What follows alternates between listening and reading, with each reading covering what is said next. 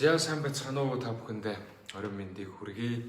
Өнөөдөр Бям гарагийн орой 19 цагаас хэрүүд биеэрээ хангацгаа гэдэг цуврал лайвуудыг хөвчлэн эмч нартай эрдэмтдтэй за зарим нэгэн одоо ундаг тамирчин юм уу залуучуудтай ингэж дуртахаа хуваалцдаг байгаа. Тэгээд энэ удаагийн хүндтэй зочныг бол урьсан байгаа. Тэгээд та сайн байна уу? Өнөөдөр мэндийг хүргэе. Одоо өнөөдөр урилгыг хүлээж аваад ирсэн баярлалаа. Тэгээд Занди багш маань өөрийгөө сайхан танилцуулах байхаа. За тэгээд урилга өгсөн төгтөрт баярлалаа. Мөн үзэж байгаа бүх хүмүүстээ орой мэнд хүргэе. Тэгэхээр миний хувьд би анагаахын шилжлэхааны үндэсний сургуулийг уламжлалт анагаахын эмч мэргэжлэр төгссөн. Тэгээд магистрийнхаа зэрэгийг бяцлаглалын сэтгэл түшилтэд үзүүлэх нөлөө сэдвээр хамгаалсан. Докторийн зэрэг олгогдсон. Юуны бяцлаглалын сэтгэл түшилтэд үзүүлэх зарим нөлөө гэсэн. Ерөнхийдөө нөгөө стрессийг олж харах одоо арга зам гэсэн үг шүү дээ, тий. Яг энэ чиглэлээр магистрийнхаа зэрэг Монголд ашиглалтаа хамгаалсан. Ер нь анх удаа тийм ер нь байхгүй байна. Ер нь тийм яг бяцлаглалын чиглэлээр хамгаалсан мастрын болон докторийн байхгүй шүү. Байхгүйсэн. Тэгээд яг одоо анагаахын хүмүүс маань мэдэх ах физиологийн сүхбат багш тийм ээ. Физиологийн сүхбат багш юу шин зөвлөхөөр ажиллаад сэтгцийн одоо бэмсрэн багшийг манай анагаахт сурч исэн болон сурж байгаа хүмүүс бүгдээрээ мэднэ. Сэтгцийн эрүүл мэндийн одоо хамгийн мундаг багш бэмсрэн багш маань миний судалгааны ажлыг удирдахжсэн. Багш маань бас зөвлөхөөр ажилласан. Яг удирдсан багш маань бол манай уламжлалтын багшлалаа чөндрөгч агших удирдлагаар мастер хамгаалсан. Дараа нь зүүгээр Хятадын Тэнжин хотод доктор хамгаалаад. Тэгээд одоо анагаахын шилжлэхааны үндэсний сургуультай уламжлалт анагаахын сургуульд Монгол анагаахны олон улсын сургуультай багшилж байна. Багшилж байгаа. Монгол анагаах маань бас эмнэлэг байдаг тийм олон улсын сургууль эмнэлэг гэж байдаг тийм.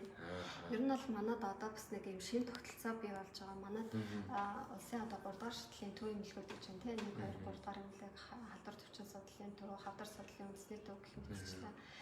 Тэгээд дараагийн түвшнийх нь бол дүүргийн эмнэлгүүд хөдөө орон нутагт аймгийн нэгдсэн эмнэлэг анхан шатных нь бол өрхийн эмнэлгүүд байж байгаа шүү дээ. Тэгэхээр энэ дээр дахиад нэг шинэ эмнэлгийн тогтолцоо бий болж байгаа нь юу гэхээр их сургуулийн эмнэлэг гэдэг юм нэртэй байна. Тэгээд ашис маань өөрөө том эмнэлэгтэй болоод энэ эмнэлгийнхээ бүрэлдэхүүн одоо нэг эмнэлэг нь манай уламжлалтын эмнэлэг болж байгаа. Бас хайхалтай яг их сургуулийн дэрэгдэх эмнэлэг гэдэг бол их сайхан сонсогдож байна. За сонсогдож гин үү бидний дуу сонсогдож гин үү? Энд чинь бас одоо зарим үед бол жоохон дуу сул байдаг. За эндээсээ бол дуугаж хангалтсан байгаа. Хэрвээ та нарт сул сонсогдож байх юм бол утсаа юм уу, компьютер юм уу тэр одоо волюмыг нэмэх хэрэгтэй. Тэгжиж одоо сонсогдноо. Тэм байгаа. За тэгээд өнөөдөр одоо үндсэн сэдв рүүгээ оръё доо тий. Сэдв рүүгээ орохоос өмнө бас зочдоос бас асуудаг юм байна. Эрүүл биеэрээ гангарцгаая гэдэг одоо энэ өрөөг сонсоод одоо танд юу гэж одоо буусан бай. Яг тэгэхээр миний одоо би ч юм бол багшлаад одоо 14-5 жил болж байгаа юм. Тэгэхдээ анх бол одоо тамирчин байсан. Дараа нь фитнесийн багш хийгээд тэгээд бас уламжлалт анагаах бүр 2004 оны үеэс бол манай ээж өөрөө клиник эмч. Тэгээд барай хийгээл эхлээл. Тэгээд явж байгаа л их сургууль ашуушд одоо уламжлалтаар орно гэж хагаад гинт болоод өөр сургууль ороод буцаж одоо йогийн багш болоод 4-5 жилийн өмнөөс дахиж оюутан болоод одоо мам татсан сураад юм чинь нөгөө үүлээ гүйцэдэг юм ба шүү дээ тий.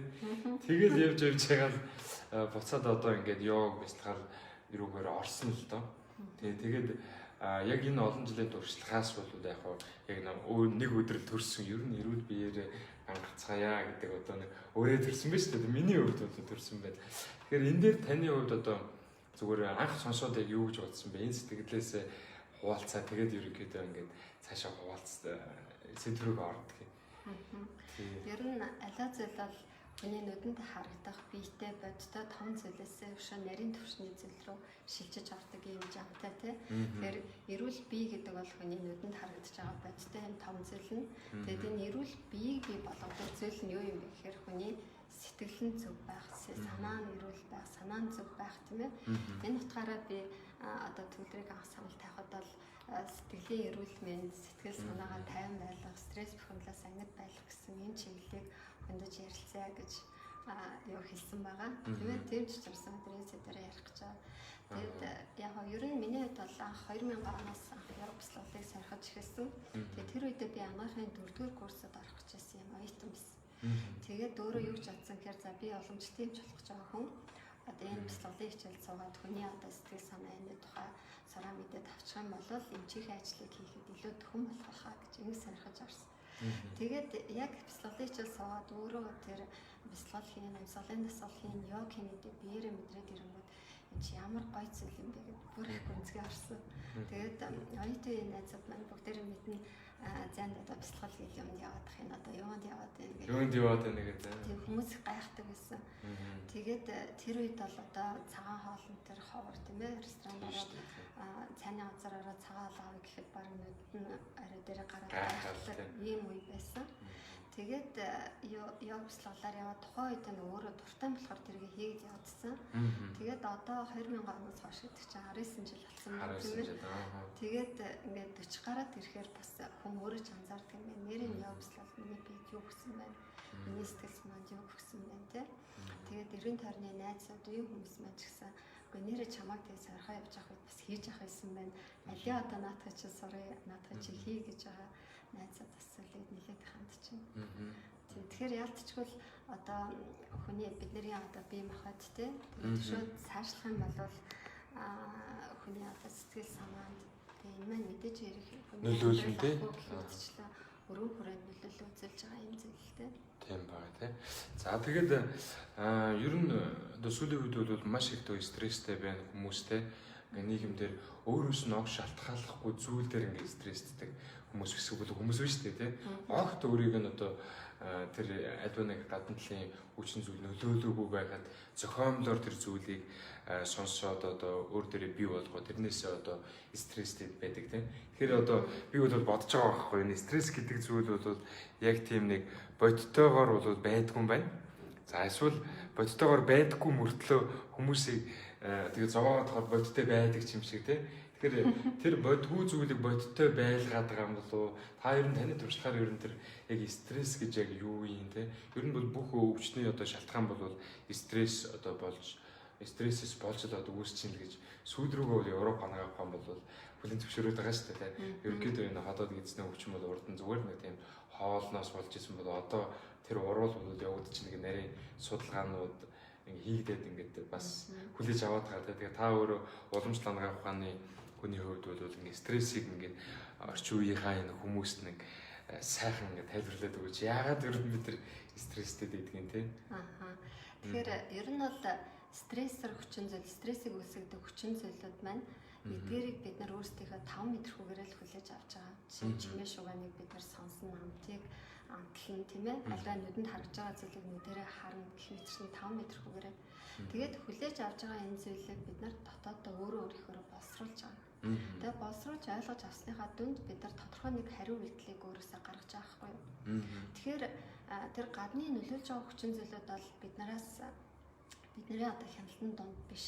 Энэ бол цаанасаа бий болж байгаа зүйл. Тэрийг таваар яаж хүлээж аваад яаж хариу үйлдэл үзүүлж яана гэдэг дээр л хамгийн асуудал байгаа байхгүй юу? Тэгэхээр ер нь хүмүүс маш их стресстэй бухимдалтай аль зүйлийг одоо сөрөг талаас нь болохгүй талаас нь харах нь аюу хэлбэг байна л та. Жишээ нь одоо манай охины ангийн эцэгчүүдийн групп байгаа байхгүй юу? Тэр дээр ингээд нэг жоохон юм бичингүүд л ингээд янз бүрийн комментод гарч ирэл тэгэл нөгөөх нь баг сүлдээ хэрүүлших болж байгаа байхгүй юу? Тэгээ би энэ нөхцөл байдлаас гараад хүмүүс ямар жоохон юм бухимддаг, ямар жоохон стресст ордгийн тий. Тэгэхээр бид нар өөрсдөө юм нь одоо сав нь ямар байна? Яг юмыг тийм л болгож шавьраж байгаа. Бид нар жишээ нь цэвэрхэн аяганд усыг хийх юм бол цэвэр чигээр нь л байна тийм ээ. Гэтэл бохир аяганд бид нар усыг хийгээд уух юм бол хичнээн цэвэр ус байсан ч гэсэн тэр бохир болчихж байгаа байхгүй юу? Тэр яг тэрнтэй ижилхэн бидний өөрсдийн сэтгэлийн орон зай ямар байна? Бид нар тэр дотор ямар бодол, ямар сэтгэл агуулгадж байна гэдэг шалтгаалаад гадны тэр нөлөөллийг бид нар өөрөөр хувирлаж өөрчлөлтөд хүлээж аваад тэгээд тэрнийхээ дүндээ хариулт үзүүлээд байна. Тийм болохоор бид нар тэр стрессийг бий болгоод байгаа гадны хүчин зүйлтэй тэмцэх биш ерөөсөө өөрөө өөртөө ажиллах. Өөр өөртөө. Одоо тэр боловсруулаад байна шүү дээ. Гадна талын хүчин зүйлийг бол бид нэр одоо удирдах боломж байхгүй. За тэрийг бол орж ирэхэд нь боловсруулж байгаа зүйл тэр боловсруулж байгаа зүйлийг бол миний хувьд одоо тухайн хүний бэлэг ухаан гэх юм уу те эсвэл оюун ухаан гэх юм уу ухамсар гэх юм уу мэдлэг чадвар гэх юм уу те тэр төвшин нь одоо ямар байна гэдгээс тухайн зүйлийг хүлээж аваад нэг тийм боловсруулалт хийгээл хариу орвол үзүүлээд байна шүү дээ те. Тэгэхээр нөгөө хариу орвол үзүүлж байгаа зүйл дээр одоо йогийн ч юм уу бяцлаглалын одоо яг техник бас гэхүү одоо яг юу гэхүү те ингээд арга барилуд байна шүү дээ тийм. За тэг тим юм орж ирж байгаа үед бид нар нэг тиймэрхүү байдлаар хариулна ч юм уу тэр үед нь өөрийгөө контролдон ч юм уу тийм. Таны ер нь бяцлаглалын одоо арга барилуд бас юу гэдэг вэ тийм. Тэгэхээр тэр гадаас ирж байгаа мэдээллийг хүлээж авч байгаа гэдэг дээр би бол хүний одоо мэдлэг чадвар янз бүрийн зүйл гэж хэлэхээс илүүтэй яг л нөгөө түрүүний авсан жишээн дээрээ савн цэвэрхэн байвал цэвэр чигээр нь яг л тэр бодтой тусгалаар нь хүлээж авна. Бохир байвал нь тэрийг өөр болгоод хувиргаад магадгүй муутгаад тийм ээ өөр зүйл болгоод авахгүй юу. Тийм учраас энийг зөвлөд хэлвэл бид нар жишээлх юм бол шүдэ авахгүй гэрээсээ гарч явахгүй тийм ээ нүүр гараа авахгүй гэрээсээ гарч явахгүй энэ биеийг тэгж цэвэрлэж арчилж байгаад ижлэх бид нар өөрсдөө сэтгэлийг бас цэвэрлэх хэрэгтэй. Бид нар ч байнга л хүмүүстэй харилцсан янз бүрийн зүйлсийг бид нар сонсон тийм ээ энэ болгонд бидний сэтгэл чинь хямраад байгаа шүү. Тэгэлэн тэр хямраад янз бүр болоод байгаа сэтгэлийг бид нар биеийг угаадагтай ажиллах нь цэвэрлэх ариутгах хэрэгтэй. Тэгэхэд бол хүн тодорхой өөртөө одоо таалагдж байгаа нэг арга замыг бий болгоод тэр арга замаар тогтмол хэрэглэх хэрэгтэй. Бид нар яг биетэй бол бид нар маш бодтой ажиллаж шүү тийм ээ. Бид нар өглөө болгон босоод гар нүрээ аваад чинь арчилж чинь гоё хувцс өмсөж чинь тийм ээ.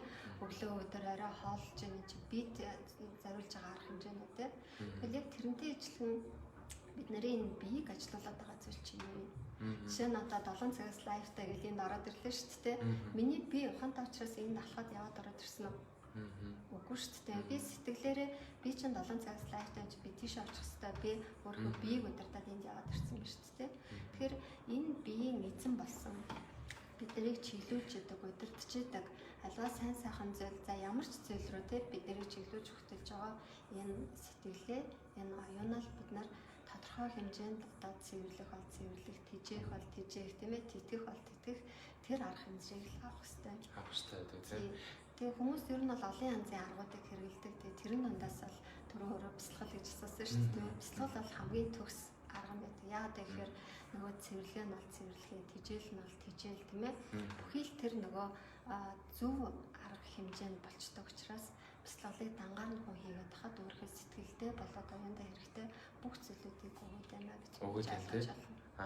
За тэгэхээр одоо энэ маань энд үдчихэж байгаа хүмүүс маань бол ер нь тэгээд бас сэтгэлийн асуудалгүй хүн гэж бас хэцүү байна те төгсгийг ирчээг бол тэр ангижралд хүрчээг бол одоо тэр дотоод гимүүд байна те тэр савыг бохирдуулдаг зүйлүүд байгаад байна. Тэгээд тэрийг арилгахын тулд янз бүрийн одоо арга хэрэгжилж чинь. Тэгэхээр яг энэ цаг үед та нарт маань бол бас асуудлууд байгаа те тэгээд асуулт асуух юм бол сайхан бэлдээд энэгээрээ биччихье.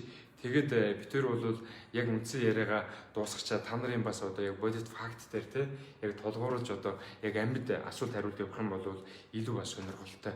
За тэгэхээр та нар маань одоо гомдлоод байна уу эсвэл хин нэгэнд уурчин хүрээд байна уу шүүмээр санагдаад байна уу нөө сэтгэл чинь бол бохир сэтгэл нь бол өөрөөр нь зөндөө хэлгүүлнэ шүү дээ те зүг зүгээр байхад л ерөөсөө тэгэл тэр чигээр нь ингээд оронгоор нэргүүж айл дараа нь те юу ч болоогүй юм шиг те тиймэрхүү одоо нөхцөл байдал үүсдэг те нэг ад дон гэдэг байдаг те ад дон гэдэг байдаг. Тэгэхээр нөө сэтгэл зүй талаас одоо тэр бохир байдал нь бол магадгүй бас урд төрлөөсөө ч юм уу хүүхдтэй одоо нэг айлын 2 3 хүүхэд за 4 5 хүүхэд байлаа гэхэд те тавлаа өөр араншинтай байдаг тавлаа өөр одоо мөн чанартай байдаг. Уг нь бол бидний бодож байгаагаар нэг л одоо үндгээс нэг л одоо те одоо эцгийн цагаан талаасаа ингээс гарсан байна те яагаад тэр араншингууд өөр байгаад байна те тэр нөгөө талаасаа нэг талаасаа нөгөө талаасаа тэр араншингууд эргээд бас одоо гэр бүлдээ ч юм уу ээж аавдаа ч юм уу ингээ нөлөөлөх тийм нэг орон зайд үүсээд байна л да. Тэгэхээр тэр стресс гэдэг зүйлийг өөрөө бас удирдах нөгөө талаасаа тэр багийн ажиллагаа шүү дээ тий. Зөвхөн нэг хүн ингээд гэгэргээд байгаад байдаг нөгөө хэд нь бас ингээд стресстэй байдаг. Тэгэхээр энд бол залуучууд бол маш гүйцэтгэв. Бүр ялангуяа нөгөө залуу гэр бүлүүд гээд харилцаад тий. Тэр үед чинь нөгөө жинхэнэ нөгөө ямар хүмүүсд бүрэлдэж гарах уу тий. Ямар одоо маркетингээр дараа нэг гэр бүлээ одоо өөртөөгөө болон гэр бүлтэйгээ харилцах уу гэдэг зүйлүүдийг гарч ирээд байгаа шүү дээ тий. Тэгэхээр хоёул энэ хүүхдүүдийн тал дээр ер нь ямар байдгийг та бас тэр бэлтгэл одоо энэ 20 жил бараг бэлтгэл чинь удирдах явж байхад бол бас гол чухал зүйл бол хүүхдүүд болон гэр бүлийн харилцаа байсан баг тий. Энэ яг яагаад ингэж өөр байгаад байна тий. Тэрийг сайн тэр сэтгэл зүйн онцлог дээр одоо Европ оноохонд бол үр хөврөл үүсээд тэгээд одоо энэ цаашаа ингээ хуваагдаад явж штэ. Тэгэхээр тэр 90-ийн бэлгийн 9-2 уулзалтаас эгот үсээд тэгээд цаашаагаа тэр өсөж хуваагдчих штэ. Тэгэл үр тогтноо гэж бид нэр Европ оноохонд үзэж байна. Тэгвэл уламжлал оноохонд юу ч үздэг вэ гэхээр нөгөө эхийн цагаан тусал, эцгийн улаан тусал хоёр нийлээд тэр дээрээс нь нам шиг буюу сүнс нэгдчихэж тийм ээ. Сүнс нэгдчихэж сая бол үр тогтноо гэж үзэж байгаа байхгүй юу? Европ оноохонд бол тэр сүнсний тухай намшийн тухай ойлголт байхгүй. Хэрэв тэр намшиг буюу сүнс орж ирэхгүй бол тэр үр тогтож чадахгүй гэж уламжлал оноохонд үзэж байгаа байхгүй юу? Тийм учраас тэр нөгөө дээрэс нь тэр мэдээч эхийн эцгийн тэр 23 харамсаагийн нийлүүлээд тэр 46 харамсаа бүрдэж байгаа ч гэлээсэн тэр дээр намшиг буюу сүнс гэж юм орж ирж байгаа учраас тэр сүнс гэдэг бол одоо битэр жишээ нь ингээл амьдарсаар тодорхой үйлийг хийсээр тийм ээ хэрэгцээгүй янз бүрийн юмыг хоримтлуулсаар хязгаар нэгэн цагт эрт орой хязгаар нэгэн цагт битэр энэ биеийг харах шүү дээ тийм ээ. Тэгэхэд би бол байхгүй тэгэл болоо ячна. Гэтэл битэрийн энэ амьдралын бүхий л мэдлэгийг хоримтлуулсан тэр сүнс маань дараагийнхаа биедээ одоо очих энэ хэрэгцээ байхгүй. Тэгэхээр мэдээж одоо би дараачийн төрөлдөө тодорхой нэг аав ээжийн хүүхд болоод төрлөө гэхэд тэр хоёрын онцлогоодаас гадна миний тэр сүнсэнд агуулгадж байгаа энэ насны амьдрал, энэний өмнөх амьдралын бүхий л мэдээллүүд тэр сүнсэнд агуулгадж байгаа. Тийм учраас тэр чинь би хүн биш. Энийг манай ард түмэн мэддэг учраас эцэг их бол биеийг нь төрүүлэхээс ухааныг төрүүлдэг юм аа гэж хэлдэг. Тэгэхээр нөгөө нам шиг л бид ярьж байгаа да бид нар яг физик бие тэгээд ухамсар бие гэдэг шинжилгээний нэршлэр тий хэлээд байгаа тий.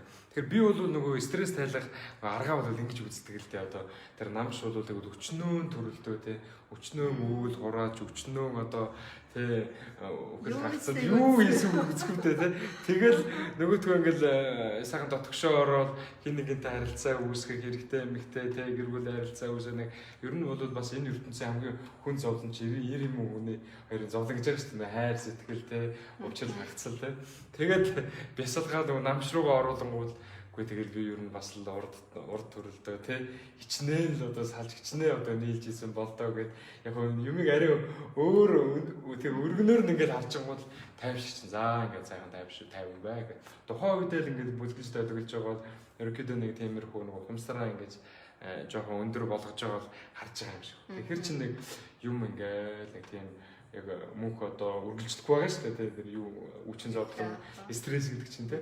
Тэгэхээр таны өөрийн бас бясалгал боловч яг энгийн одоо хүмүүстэй зориулаад та одоо энэ донсолцсон байгаа хүмүүс их л байгаа бах тий.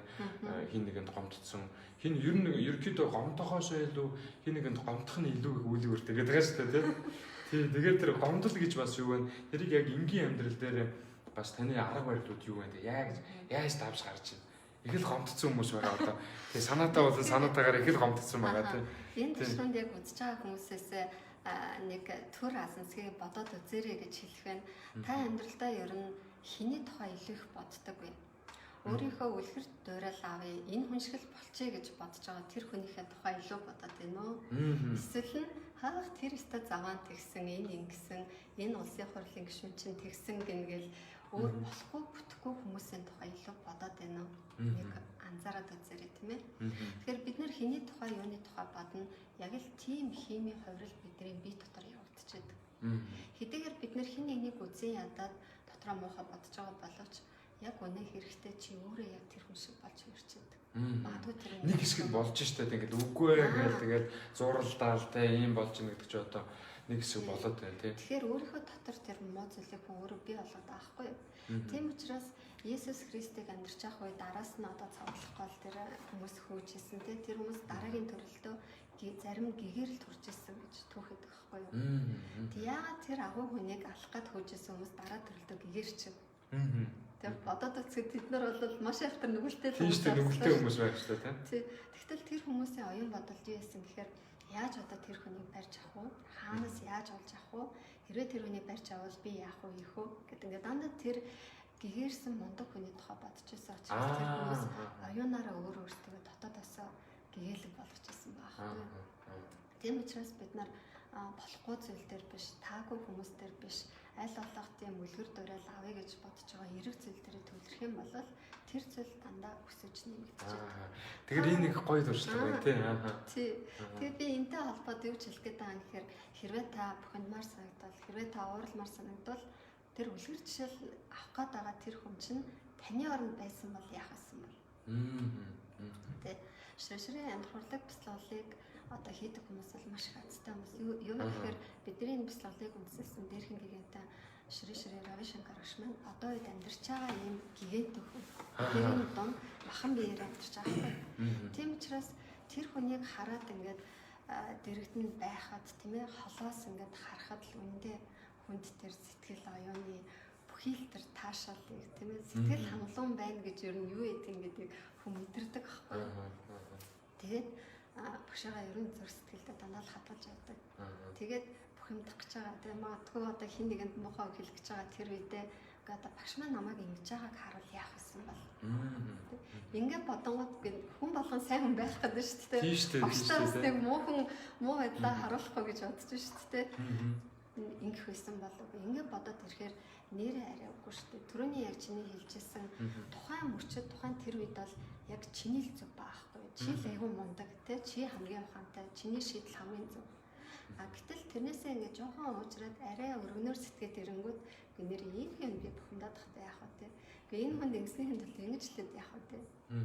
Арай өөр бодлого төрж байгаа байхгүй. Тийм учраас бид нар өөрсдөө дандаа тэлж явах хэрэгтэй. Тэлж явах хэрэгтэй. Арай өөрөөр харж одоо яг энэ нөхцөл байдал дээр би яг яаж хандж ийн гэдгээ бас хэрүүлж те харах хэрэгтэй байх нь шүү дээ. За тэгээ саяны их гоё санаа байлаа. Би бас урд нь бас бодож байгаагүй юм биш те. Яг өөрөөсөө асуух хэрэгтэй юм те.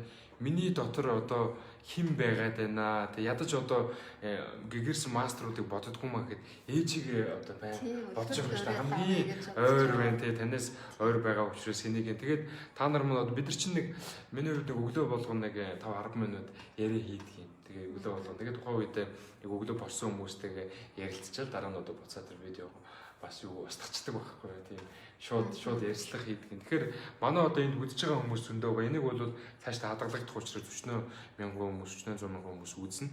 Тэгээд манайхан бол яг энэ одоо хэнийг боддог вэ гэдгийг л өдөр болгон өөрөөс асуух хэрэгтэй юм байна те. Тэрс өглөө босоод миний одоо бодол сэтгэл хэн байна те. Эсвэл нөгөө даргаа бодоод байна уу, нөгөө өмнөө бодоод байна уу гэд энэ бас их өөрөө бас бяцлал болчих юм байна тийм үү. Ерөөсөө тэр чигээр байна тий. Тэр зүйл чамайг хүлээж байгаа юм байна л гэж ойлгох хэрэгтэй. Тийм байна. Тэгээ түрүү ярьж байхад бол нэг тийм бодож байгаа үед юу бодож ийнэ гэх тэрнээс хамаарал нэг хариу урвал үзүүлдэг. Хүний бие махбод нэг тийм одоо өөрчлөлт бий болдог. Би зарим хүмүүст бол арай чангагдах юм болов гэж бодоод шууд хэлчихээр те. Өвдсөн бол энэ бол таны өөрийн хариуцлага. Таны өөрөө одоо дотоод гим тийм байгаа учраас гээд шууд хэлэхэд хэцүү. Гэтэ тэрийг бол хүн өөрөө бий болгосон байгаа тийм үү. Ер нь хэн нэг нь одоо гомдох үгүй бол өөрөө л шийдэн штэ. Гэтэл гомдсаар хагаад хүний бие махбодод бол нэг тийм одоо хариу урвал үзүүлж байна. Энэ маань одоо яг өвчин болж үүсэж байна уу? Энийг та нэг яг нэг эмч хүний үүднээс нэг энэ гомдсон байгаа хүмүүс нэг зориулаад хэлээд өгөө чи те. Яг докторчин байгаа чинь бодож байгаа хүмүүсийн чинь ихэнх бодол чинь гомдол одоо буглаа байх юм бол тэр чин аажимдаа одоо өвчин болно, хүнд өвчин болно тийм учраас энэ талаар энэ гомдлыг одоо яагаад тайлах ёстой гэдэг дээр та нэг сайхан чиглүүлээд байгаа шүү. Тэгэхээр өвчний шалтгааны тухай хоёлаа яриад үзье. Европ анаахонд л өвчин үүсгэгч гэдгийг бид нар бактери, мөөгөнцөр, вирус, нян одоо юу тийм ингэж авч үздэг тийм ээ. Жишээ нь сүрье гэр хүн яагаад өвчлөдөг сүрьегийн заханцаар байрлна үүснэ тийм. За гих мэтчлэн тэгвэл нь уламжлалт хаанд юу ч үздэг юм бэ гэхээр өвчний шалтгаан бол марик буюу хүний мунхаг сэтгэл байдаг юм аа. Энэ хүний марик буюу мунхаг сэтгэлээс юмыг ухаарахгүй мэдэхгүй байгаа энэ бүдүүлэг байдлаас юу бий болдог вэ гэхээр уур мунхаг тачаангу гэсэн гурван сэтгэлийн хөдөлгөөн. Уурлал бухимдал ах юм бол хүний шар махад нэмэгдчихэд. Хүн ийм тоолч хамсан тэрэгдэх хамсан энийг амжуулж хамсан гэсэн ийм тачаах сэтгэл хүнд хэрэг төрөдөх юм бол хүний хий махад нэмэгдчихэд. Харин юу ч хийгээд нэмэр алга ягаад ч ерөөсөө шаардлагагүй мэн зүгээр л байж, мөрөөрөө л байж гэсэн ийм мунхаг сэтгэл хүнд бий болоод байл хүний бадган махад нэмэгдчихэд. Тэгэхээр энэ хий шар бадган чинь хүний биед хэрэг тэнцвэртэй орчил бид нар эрүүл байж байгаа хгүй юу? Энэ тэнцвэрийг алдагдуулдаг хамгийн гол хүчин зүйл нь юу вэ гэхээр бидний нөгөө сэтгэл. Саяын хэлээд байгаа нөгөө марик энэс үсэж байгаа уур мухаг тачаангу гурав тийм. Тэгээд энэ уур мухаг тачаангу гурав чинь цаашлахаараа тэр нөгөө 84,000 гэх сэтгэлийн хөдөлгөөн гэж ярьж штэ тэр болгон болж байгаа хгүй юу. Тийм учраас аливаа өвчний шалтгаан гэдэг бол гадны ямар нэгэн өвчин үүсгэж хүчин зүйл гэхээс илүүтэйгээр бидний өөрийн сэтгэл санаатай холбоотой байдаг юм а гэдгийг дээр үед одоо эрдэм танаа одоо гигантнууд тийм ээ өндөр хүмүүс мэдээд биднэрт сургаал болгоод хөнгөлөлтсөн байна шүү. Тэгээ энийг энгийн жирийн хүмүүст ойлгуулад юу гэж хэлсэн бэ гэхээр хүн бол сэжгээр өвдөж сүжгээр идэрдэг юм а гэж. Хүн юмнаас сэжиглэн гэдэг чинь юу? Хүний сэтгэл зүй л байгаа зү тийм ээ. Одоо бид нар жишээ нэг айлд ороод аян цай авсан чи аян алтар ахааргүй тийм муухай байгаад сэтгэлдээ нэг тийм төлөв байдлыг үүсгэж шүү дээ. Тэгэл тэр айлаас гараа явлаа. Нэг бол ходод нөвдөн, нэг бол аман дээр нь юм гарна тийм ээ. Өвчин ганц бий болсон. Сэжигснээс бий болсон тийм. Тэгэл одоо нэг эмчтэр үзүүлгэрэл хээстэ энэ мундаг эмчин гэсэн юусэн энэ хүндэл үзүүлчих. Тэгвэл зүгээр байна. Энэ хүн л одоо намайг тийм. Энэ хүн л миний өвчтөөс болох нь энэ хүн л намайг гэдгэрүүлнэ. Ингээд сүжиглээд хүн эмчтэр очихоор тэр эмчийн мэдээч хэрэг одоо зөвлөгөө эмчилгээнээс гадна тэр хүн сэтгэл зүгээрээ нэрээ энийг хэлэхэд би эдгэрнэ гэсэн сүжигэн байгаа учраас хүн итгэж байгаа байхгүй. Тийм учраас өвчин үүссэн сэжиг хүний сэтгэл эдгэрч байгаа нь сүжиг буюу сүжиг гэдэг чинь эргэл хүний өөрийн сэтгэл хүний өөрийн итгэл өмшил байхгүй. Тийм учраас сэтгэл бол юм хүчтэй. Ийм хүчтэй байна тий. За ингэсэн мэнард үнэхээр гайхалтай бяцлагч уламжлалт ба Европ арга ангаах ухааны харьцуулж байна гэнэ. За манайхан дуу сул байх юм бол энэ дуугаасаа дуу явж байгаа. Тэгээ та нар маань өөрсдөө утасны дууг нь сайхан чангалах хэрэгтэй. Тэгээд түрүүний өвчний шалтгааныг ингээд ярьж байхад нэг саяхан нэг бичлэг үзлээ. Тэгэхээр бичлэгэн дээр яг урд нь бол ингээд ном үзээгүй байгаа үед бол тэгэл нэг тийм болоод өнгөрчтэй нэг фаны байдлаар юм эмгэлтэй байдлаар үзэх байсан л да. Тэгсэн чинь нэг одоо тантай хуваалцмаар болон энд байгаа хүмүүстэй хуваалцмаар санагдчихлаа. Зарим хүмүүс үзсэн баг. Тэгээ жоохон ер нь биш жоохон тоогүй бичлэг байна гэдэг фэйсбүүкээр чинь зөндөл юм явж штэ. Тий. Тэгсэн чинь тэр бичлэгэн дээр юу байсан бэ гэхээр гадаад чинь бол нөгөө гүүг одоо азрагт ингэ гიშгүүлж хэлтүүлдэг тий. Хэлтүүлдэг. Тэгээд нэг ашин дотор нь бол азраг нь байгаа. Тэгээд азраг нь бол яг нөгөө дачаалаараа тий тэрний үсэдэг гүүн гаднаас нэг бол хоёлынгийн хөтөлцсөн нэг л орж ирж байгаа. Тэгээд нөгөө гүүгөө оруулж ирээд нэг тойруулаад тэр чинь бас ингээд уйдсан тий ингээд жолоогоор уйдсан. Тэгээд нэг эргүүлээд дахиж нэг эргүүл ингээд тоомсог тэр азраг ч юм уу сүрлэг сайхан тийм биш лээ тоомсог адуу өндөр адуу бол тий. Тэгсэн нэг эргээл нөгөө дахиж эргээл нөгөө гүүн ганцхан тангарсан. Тангарсан чинь нөгөө азрагны чи духан нүнд нь тангараад ерөөсөө яг тэр ерөөсөө цогцлоор нь хараад ерөөсөө газар дээр тэр одоо өгсөн тэр одоо тэгээд тэр нөгөө бичлэг хийжсэн нөгөө ойр авих нь байгаа хүмүүс бол гайхаал те шоконд ороод. Гэсэн чи тэр зүйл дээр миний яг нэг ажигласан зүйл юу байсан гэсэн чинь яг зохиулаад яг нөгөө төрсөл хий гэж байдаг шүү дээ. Уруу арилгагч хийгээд те. Одоо биеийн доод хэсэгт оршдог те. Яг тэр ерөөсөө хий ингэж шахагдаж гараад баас нь одоо өтгөн шиг ингэ гараад ерөөсөө тэр азар гараас нь ингэ камер хийж исэн. Тэгэхээр яг тэр гараад ерөөсөө хэдхэн секунд 2 секундын дотор ерөөсөө зогоод яг газар дээр нам. Тэгэд хий гараад тэр бах болчихоо. Тэгээд бүх одоо ингэж хөсчих. Тэгээд би тэр дээр бол зүгээр өөрөө юу шарж байгаа гэхээр нөгөө мэдээж нөгөө азар тий хий их хүсэж тачаад чинь. Тэгээд тэрэн дээр нэг тийм бас хог тавилангийн ч юм уу, клин ч юм уу.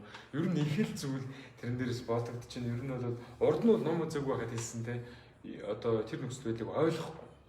Тэр энэ азраг нь байна уу эсвэл гүүн байна уу? Тэр нөгөө хийнд болохоор бидний амь оршууд байна уу те ингээд онол дээр байдаг. Тэгэхээр яг нэг бодит байдал дээр гинтл одоо нэг секундын өмнө л зүгээр тэр азарч ямар их гоё сүрлэх гоё байв те. Гэтэл ерөөсөө секундын дотор ингээд үхэл амьдрал үзчихэж байгаа юм байна чи. Дараа нь бодсон чинь бас эвгүй байгаа. Тэгээд тэрийг бодонгоодлоо юу гэж бодож байна гэхээр дээх нь үзсэн юм аа. Тэгээд тэрнээс хойш бас нэг тийм хүн чинь юунаас суралцдаг шүү дээ. Нохооноос суралцж бол тэ. Тэр бичлэгийг үзсэн чи ерөөсөө яахаа байдсан тэ. Ерөөсөө яахаа байдсан. Ерөөсөө юу ч ерөөсөө нэг яахаа. Ордон тэрийг дадуулж байсан тэ. Битгий яараа төгөлдрөө ингээд бүх юм гэж ямаараа болно. Яарах юм ерөөсөө байхгүй. Тэгсэн мөртлөө нэг ямар нэгэн байдлаар тэ яараа гэдэг үсв. Тэр бичлэгийг үзнээс хойш ерөөсөө юм ингээ яахаа байсан. Тэгээ болж таа. Яа. Тэр өөрийнх нь хийг бас удирдах. Тэгэхээр та уламжлалт намын ухааны эмчгүн заадгээ бэлтгэгчгүн нэг хийн талаар ойлголтыг одоо бидэрт өгөөч. Тэгээ саяхан бас би бас нэг доктор хөлтөй ярьж хахад одоо савны хийгээ байсан тэрийг нь Европ анагаах хоноор шимтгүүлж байгаа. Тэрэн дэше одоо нөгөө гол хийн яа шууд одоо амь алдсан тохиолдол гэж зөндөө байгаа. Тэгэхээр тэр хийн талаар одоо энд үзэж байгаа хүмүүстэй дэлгэрэнгүй хаваалцаач. Дээрээс нөгөө хийнээсээ болоод бид нар ч стресстэй байгаа шүү дээ. Нөгөө урсгал яхаар тийм. Аха. Тий. Тэгэхээр бид нар бол төрөний бичлэг ер нь эвгүй өсдөг байна тийм. Ордон ерөөс энэ ч үзэж байгааг харж байгаагүй. Би ч одоо өдөө өссөн хүн тийм. 20 жил дуудан мал дээр байгаа тийм тохиолдол ерөөс харж байгаагүй байхгүй. Байдаг л баг. Гэхдээ ер нь эвгүй юм билээ. Тий. Ер нь бол хүмүүс биднийг хүрээлээд байж байгаа энэ байгаль ертөнц бүхэлдээ 5 хотоос л өгчээд. Тэр бол шороо ус гал хий огторгоо гэж байгаа тийм ээ. Тэгээд энэ 5 хот бол хураагдаад 3 хот болдог. Хий огторгоор нийлээд хийг үсгэн, шороо ус хоёр нийлээд бадганыг үсгэн, гал махад бол шарыг үсгэж байгаа тийм ээ. Ингээд энэ хий шар бадган 3 хэрэг хүний бие тэнцвэртэй орчвол бид нэр эрүүл байна гэж төрүүлжлээ шүү дээ. Тэгэхээр энэ хий шар бадган бидний биед ингээ оршоод байж хахад шар жишээ нь одоо хэмжээс ихтэрчлээ гэж санаа, нэмэгдэрчлээ гэж санаа ууралж бухимцаар байгаа тийм ээ. Гэтэл тэрнтэй хэрвээ хий мохот тавсрахгүй байх юм бол шарын өвчин дангаараа илэрч гарч ирж чадахгүй. Бадган муу ялгаагүй. Бадган муу ялгаагүй. Тийм учраас хэрвээ хүн хийгээ аягүй сайн зөв удирдах чадах юм бол шарын өвчин ч дангаараа үсэж чадахгүй, бадганы өвчин ч дангаараа үсэж чадахгүй. Хавар яагаад хүний хийх ёстой вэ гэхээр энэ байгаль одоо цаг уурынхаа нөхцлөөс тийм ээ. Ерөнхийдөө одоо энэ ялангуяа манай Монголын хавар бол хамгийн типичний жинхэнэ яг хийх гэсэн одоо тийм ээ ширүү хэмтэрлийн эдгээр нөхцөл байдлуудаас болоод хүний хий махад ихсдэг. Тэгэхээр нөгөө бид байсан жоохон ч гэсэн тэр урхаг хууч тэр өвчнийг нөгөө хийч үлээгээд өвчин болгоод илрүүлээд гаргаад байдаг. Тийм учраас хавар бид нар өөрийнхөө тархлаагаа сайжруулах альва өвчин тусахгүй байх. За тэгэл сэтгэл санааны хувьд ч гэсэн нөгөө хий нэгсээд байгаа учраас янз бүрийн толгойд нь бодогдсон тэрийг чичи, энийг чичи хаана юу болоод байна гэл ингээл ирж хайгаал. Тэгэл хүмүүс хавар болохоор нөгөө хүмүүсийн хаврын синдромыг хаваршаад байдаг. Өдөрлөнд таарчлаа гэж бөө юм болдсон шүү дээ тийм учраас энэ хий гэж хэлээд байгаа зүйл бол бидний хамгийн одоо удирдах жолоод сурах хэрэгтэй энэ зүйл. Тэгээд энэ хий гэдэг үгний цаана юу хамт явж байгаа вэ гэхээр энерги гэж ойлголт. Энерги гэж бас амь гэж байгаа тийм. Түрүүний тохиолдолд ярьсан шүү дээ. Тэр уруу барилгыг чиг бол би ч айхтар ойлгосон ерөөсөө. Тэгэл тэр ерөөсөө хий гараад амь байхгүй. Нөгөө амьсгал хураагдана гэж нэрлэдэг шүү дээ тийм. Тэгэхээр тийм байгаад байна тийм. Тэгээд тэр хий гэдгийн цаана бол энерги явж байгаа. Тэгэхээр альва зүйл амьд байна, хөдөлгөөнд оршин гэдэг бол хийн төслөмжтэйгээр хийгдчихэд. Өөрөөр хэлбэл энергийн төслөмжтэйгээр. Бид нар дунд сургуулийн физикийн хичээлээс мэдэн шүү дээ. Альва ажил хийгдэхин тулд юу шаардлагатай? Хөдөлгөгч хүч буюу энергитэй. Тэгэхээр энэ энерги гэж хэлээд байгаа зүйлийн цаана бол хий байдаг. Тэгээд будын одоо шишинтэй хүмүүс дээр үеэс энийг судалж мэдээд яасан гэхээр лүнгүүлэх гэдэг бяцлаглыг одоо ламнар хийдэг гэсэн дээр үед. Лүн гэдэг чинь хий шүү дээ. Лүн гэдэг чинь төвдөр хий гэсэн үг тийм. Тэгээд тэр будын одоо мундаг ламнар маань өөрсдөө оюун санааны дээд одоо хөгжилд хүрэхийн тулд тийм ээ гэгэрэлд хүрэхийн тулд тэр хийгээ удирдах тэр бяцлаглыг хийгээд байгаа хэрэг байх юм шүү дээ. Тийм. Тэгээд бид нар болохоор энийг бодит байдалд юу гэж ойлгох вэ гэхээр бидний биеэр цусны судас тийм ээ. Цусны судасаар дамжаад цус гүйж юм тийм үү. Тэгээд тэр цус бидний бүх хэсэгт очиж иж сая бидний энэ бие хэвийн үйл ажиллагаа явуулж чадчих шүү дээ. Тэр яг тэрнтэй ижилхэн бид нар нүдэндээ л харахгүй байгаа болохоос биш бидний биеэр тэр энерги урсгал явдаг, хийнгүүдл явдаг тийм цуг замууд байгаа. Энийн нэгтэд анааханд юу гэж нэрсэн гэхээр цуг хэрц. Суу хэрц яваад тэгээд маш том онд байна тий. Бас арцгаас нүдсээ тэр чинь. За тэгэхээр нөхдүүдээ ингээд хийдээд яваад иж болохгүй. Айл нэг газар ч хөшсөн одоо тий уур бухимдал ингээд сэтгэлд чинь юм үүссэн байх юм бол тэр доор нь гаргаад тэр доор нь ингээд суллаа явахгүй бол эргээд одоо та нарын оюун санаа бидний одоо бие махбод бүх зүйлийг энэ хий цусныг үүдэл бол эзэмддэг юм шүү. Тийм болохоор хийгээ. За ингээд нөгөө хийддэг юм байна. За хий хөдөлгөх бас нөхцөлүүд гэж бас байгаа бах те одоо ингээд түрүүн одоо энэ цаг уuraасаа эдийн ундаасаа талаасаа бас хий хөдөлгөөд идэг нөхцөлүүд нь бас юу гэж байна. Нэг гэсэн бол бас стресс төлдөг л хоол хүнс гэсэн үг шүү дээ. Үнийг өвчтүүлдэг хоол хүнс. Яг нь ер нь бол маш том сэдв дээ. Хоёлаа яг энэ хугацаанд бол нэг зах цухаас нь нэг жоохон одоо яриад тэгэл явахгүй л хоёлыг яриад дуусахгүй те. Дангаараа зөвхөн хоол ундны тухай ярихад барыг хэдэн өдөр яриад барахгүй те. Ерөнхийдөө хөнгөн сэрүүн чанартай ийм хоол унднууд бол хүний хийг хэсэж ядаж энэ одоо хаврынхаа үлрэл та тийм хөнгөн сэрүүн дээрэс нь хуурай одоо хамгийн бодит жишээ юу байна гэхээр одоо хүүхдүүд аяг хийдэг байгаа чипс байна тэгээд хатаасан жимснүүд бүгдээрээ за тэгээд одоо мөхөлц тэр хагас хөлдөөцсөн бүтээгдэхүүнүүд бас байгаад байна шүү дээ. Тэд нар ногоог хүмүүс одоо юмыг бэлэнчлэх туртай болсон. Тэгэнгүүт зах зээл чинь хүнд одоо хаана юуны хэрэгцээ байна гэдгийг тэр дорны мэдрэл тэрийг нийлүүлж штэ. Тийм учраас хэрэглэхэд маш хялбар дүгэж халаагаал болгочдөг ч юм уу тийм. Ийм бэлэн хоол хүнснүүд бол бүгдээрээ л дандаа хийх хэсэгч байдаг. Тийм хатаасан хуурай, хөнгөн ийм хоол хүнснүүд бүгдээрээ хийх хэсэгч. За тэгвэл хийгээ дарах одоо бас хөнгөн одоо арга барилууд юу гэдэг хийгээ өөрийнхөө явдал мөр болон одоо нэг хийдэл одоо хийдцэндээ салганцсан байгаа хүмүүс яаж бас өөрийнхөө сэтгэл зүг өдөртгөө яг бас бяцлахал гээл явах л байх л та тийм ер нь одоо ингээд бодод үзэхэд бол энэ хийдэг хямрах нөхцөл бол бүр илүү нөгөө илдэг янзын өвчин зовлон гардаг итгэмээргүй одоо гэмт хэрэгүүд гардаг тийм энэ бол эргээл тэр хүн өөрийнхөө хийг удирдах сураагүй бас болж байгаа зүйлүүд шүү дээ тийм. Тэгээ юмыг бид нар ойлгохдоо ер нь айгүй энгийн өөрийнхөө амьдралдаа ойр тийм зүйлээс тусгаж авч ивэл илүү зүгээр байдаг. Нэг айгүй мундаг гоё ингээл тэнгэрийн юм ярьчаал нөгөө төсөө захыг нь бүр хумсын талины чинийг нь ч хэрвээ хэрэгжүүлэхгүй байх юм бол тэр зүгээр л хоосон мэдлэг байхгүй юу. Гэтэл хүн жоохон зүйлийг мэдээд тэгсэрнэ тэр зүйлээ амьдралдаа хэрэгжүүлээд байх юм бол тэр мэдлэг айгүй үн цэнтэй байгаа зү тийм ээ. Тийм учраас юмыг бид нар за зөвхөн одоо тийм мундаг болсныхаа дараа л би энийг хийн. Одоо илүү сайн болсныхаа дараа, илүү гоё болсныхаа дараа, эсвэл нь илүү амьдралын боломжтой болсныхаа дараа ч гэдэг юм уу. Ингэж ерөөсөй хойшин тавих хэрэггүй. Энгийн гар дор өнөөдөр та юу хэрэгжүүлж болохоор юм. Хийг дардаг хамгийн одоо бидэрт ойрхон байгаа зүйл юу вэ гэхээр шүлтэй хоолнд. Шүлтэй бүлээн шимтэй хоолнд байгаа юм. Тий. За тэгэл нөгөө бидний одоо орчуулын хийдэг нөгөө тоснууд тий цагаан тос тэгэл эзэгтэй тос өөрч одоо янз бүрийн тоснууд ингээл хийдэг байлаа шүү дээ тийм ээ. Тэр гоё тоснууд чинь бүгдээрээ хийх дарна. За тэгээд яг хөө бэлэн байдлаар нь хэрэглэе гэх юм бол шар тос маш сайн хийх дардаг. Тэр дундаа удсан шар тос, нэг жил өнгөрсөн шар тос. Бид нэр заримдаа дөнгөж одоо ингээл тос яагаад тос холчоод тэгээ шууд шар тос гарч байгаа шүү дээ. Тэр шинэ шар тос бол жоохон хөнгөн чанартай. Тийм учраас улам хийгэж явах хэсэг гэдэг тийм. Тэгтэл тэр ингээд нэг жил хадгалсны дараа тэр бол илүү сайн хийх дарах чадaltaй бол. Тийм болохоор тийм өнжсөн шар тос гэж бүр уламжлалтай одоо нөө садарт байдаг. Таарчсан харж байгаа тийм жил үнсэн шар тос тэр ихгүй юу.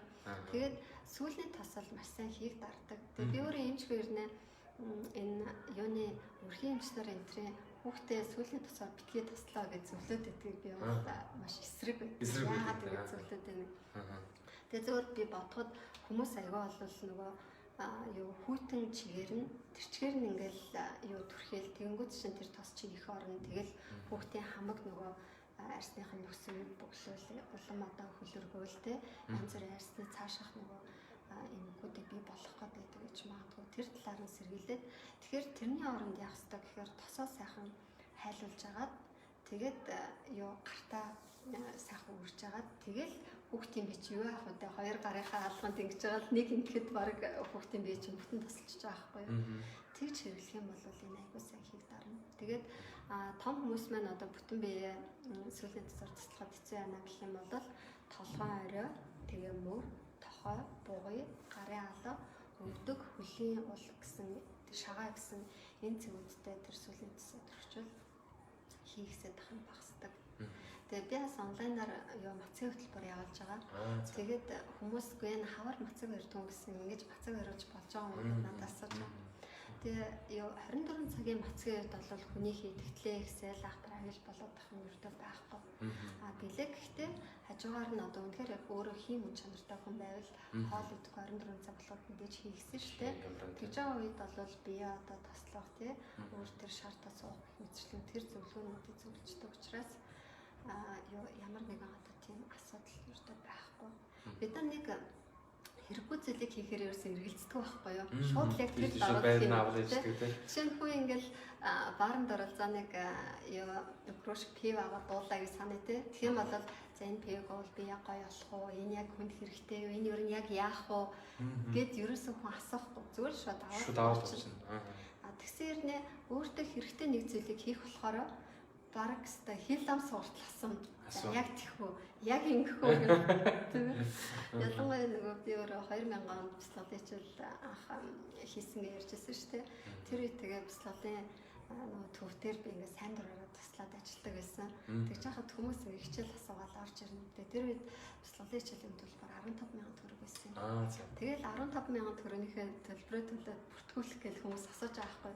За энэ яг яах вэ? Энэ одоо яг тийхүү ингээд суучвал би одоо ингээд байгаа миний энэ яг байхгүй болох уу? Маш их хэрэгэлцээ, маш их зүйлсийг туулж иж хүн тэр эрэг сайн зүйлийг өөртөө бий болгож байгаа байхгүй юу? Гэтэл хэрэггүй зүйлийг хийхээр ямар ч баталгаа шаардлагагүй, ямар ч асуулт шаардлагагүй тий. Тэгэхээр бид нар сэтгэлийнхээ энэ хандлагыг эсрэг болох хэрэгтэй. Муу зүйлийг хийхдээ жишээ нь хин нэгэнд дуурлаад буруу хэлэх гэдэг за яг хэлэх хэрэгтэй үгүй мөн үү биш үү тий. Яг одоо хэлэх үү дараа хэлчих үү тий. Тэгж тэрийг хааштай. Харин сайн зүйлийг хийх гэж байгаа бол яг тэр өдрөөс тэг шууд яг тэр зүйлээ хийж эхлэх хэрэгтэй гэдгийг л тэгээд баг байх нь хамаагүй. Ер нь альва зүйл чинь жижигээс эхлээд цаашаа өсдөг шүү дээ тийм ээ. Жижиг алхам гэж голохгүйгээр тэрийг хийх хэрэгтэй. Тэгээд бас нэг зүйлний төвхөр хүмүүс нэг юм хийхгүй байж хагаад гин тэгэл айгүй мундаг төгсдөгөлтөр хийнэ гэж боддог. Бас айгүй мундаг хийнэ гэл. Тэгэл нөгөө мундаг ботхойгоо хүлээгээл мундаг мэдлэгтэй болох хэрэгтэй, мундаг чадвартай болох хэрэгтэй. Тэгснийхээ дараа гэсэр итэл өдөр хоног бол бидний хүлээхгүй шүү дээ. Би одоо дөнгөж сая 2000 он тий жоохон охин бяцлагчид ч суулж явж байсан гэтэл одоо аль хэдийн төгч харцсан байгаа байхгүй тийм шүү дээ. Бараг одоо 20 жил болцсон юм шиг шүү дээ. Тэгэхээр бид нарыг цаг хугацаа хязгаарч хүлээхгүй. Тийм болохоор цаг хугацаатай оролдож амжиж амьдрах хэрэгтэй. Амжиж амьдрах хэрэгтэй тийм. За одоо хоёул нэг асуултууд хариулъя тийм. Ямар юм ирсэн бэ?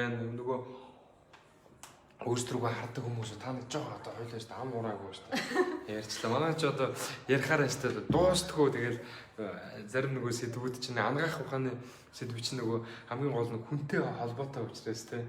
Үнэхээр гайхамшигтай дуусшгүй сэдвүүд байдаг. Тийм болохоор одоо хоёулаа цаг бодит факт төр. За одоо манайхаа асуултаа асуугаарай. Тэгээ бас нэг эмчнэрийн нэг зам байдаг те. Юм болгоныг л ингэж хэлж өгөхгүй за энийг ч хэлээд чи. За энийг ч хэлээд өгч ингээд энийг дутуу хэлчихгүй дээ гэж тэгээ аль болго хэлж өгөхгүй байна те. Тэгэхээр манайхан бол яг одоо ийм сэтгэлийг бол ойлгоод юу ярьж чин тэрийг нь бүр ач холбогдол өгөөд бичээ тэмдэглээ те. Зүгээр нэг чихний хажуугаар өнгөрөх биш. Энэ одоо битүүрийн ярьж байгаа бол хамгийн доод нь одоо нэг 15 20 жилийн туршлага ярьж штэ би нэг ганцхан одоо цагийн дотор л одоо ярьж байгаа учраас манайхан жоо хааш холбогдол өгөх хэрэгтэй шүү. Тийм тэгээ бас энэ техник технологи хөгжөөд бас юм лайвууд онлайн сургалтууд явагдаж байгаа нь ялангуяа би одоо анхны сургалт багшилж байна. Дандаа тархины сургалтууд явуулж байна их тохиолдолд. Тэгээд энэ онлайн сургалтууд явуулаад ирэхээр энэ сургалтын бас даваа тал их юм байна. Жишээ нь одоо бид нар багшаас сонсож байгаа нэг лекц ингээд сонсоход багш лекцээ уншаад дуусаад гараа явлаа. Тэгээд болоо тий. тэрийг одоо багш хэрэг хоцроод ороод ирсэн бол тэр үед нь юу ярьсан бэ гэдгийг сонсох боломжгүй. Багшаасаа та түрүү юу ярьсан бэ гэж асуух боломжгүй тийм. Гэтэл энэ лайв ч хүн ойлгоогүй зүйлээ дахин тавиад тийм ээ. Тэгээ хизээ дуртай үедээ өөрийнхөө цаг боломжоор үзчихэж болж байгаа байхгүй тийм. Тэгэхээр бас энэ төвшил бол байна. Давуу талтай байна тийм. За одоо энд ингэсэн юм чи одоо хамар захта. Эгог хэвийн төвшөнд одоо яаж барьж байна вэ? Одоо эго гэдэг бол бас их том сэдв те. Бүхэл юм одоо бидний эгогоос эхлээд энэ эго гэдэг зүйлийг барьж болдгийм үү? Эсвэл хэвийн төвшин гэж байна уу те? Таны одоо хоёлын бас энэ гоё сэдв байна л та те.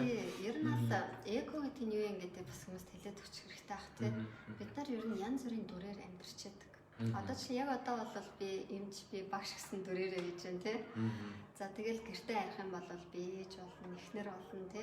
Ээж дээр очих юм бол би хүүхэд нь болно, ажил дээр очивол багш болно, найзаатайгаа уулзвал би найз олно гэх мэтчлэн олон янзын дүрийг бид нар гүйцэтгэж байж байгаа. Олон янзын дүрийг бид нар олон янзын сэтгэлийн хөдөлгөөнийг өөртөө бий болгодог.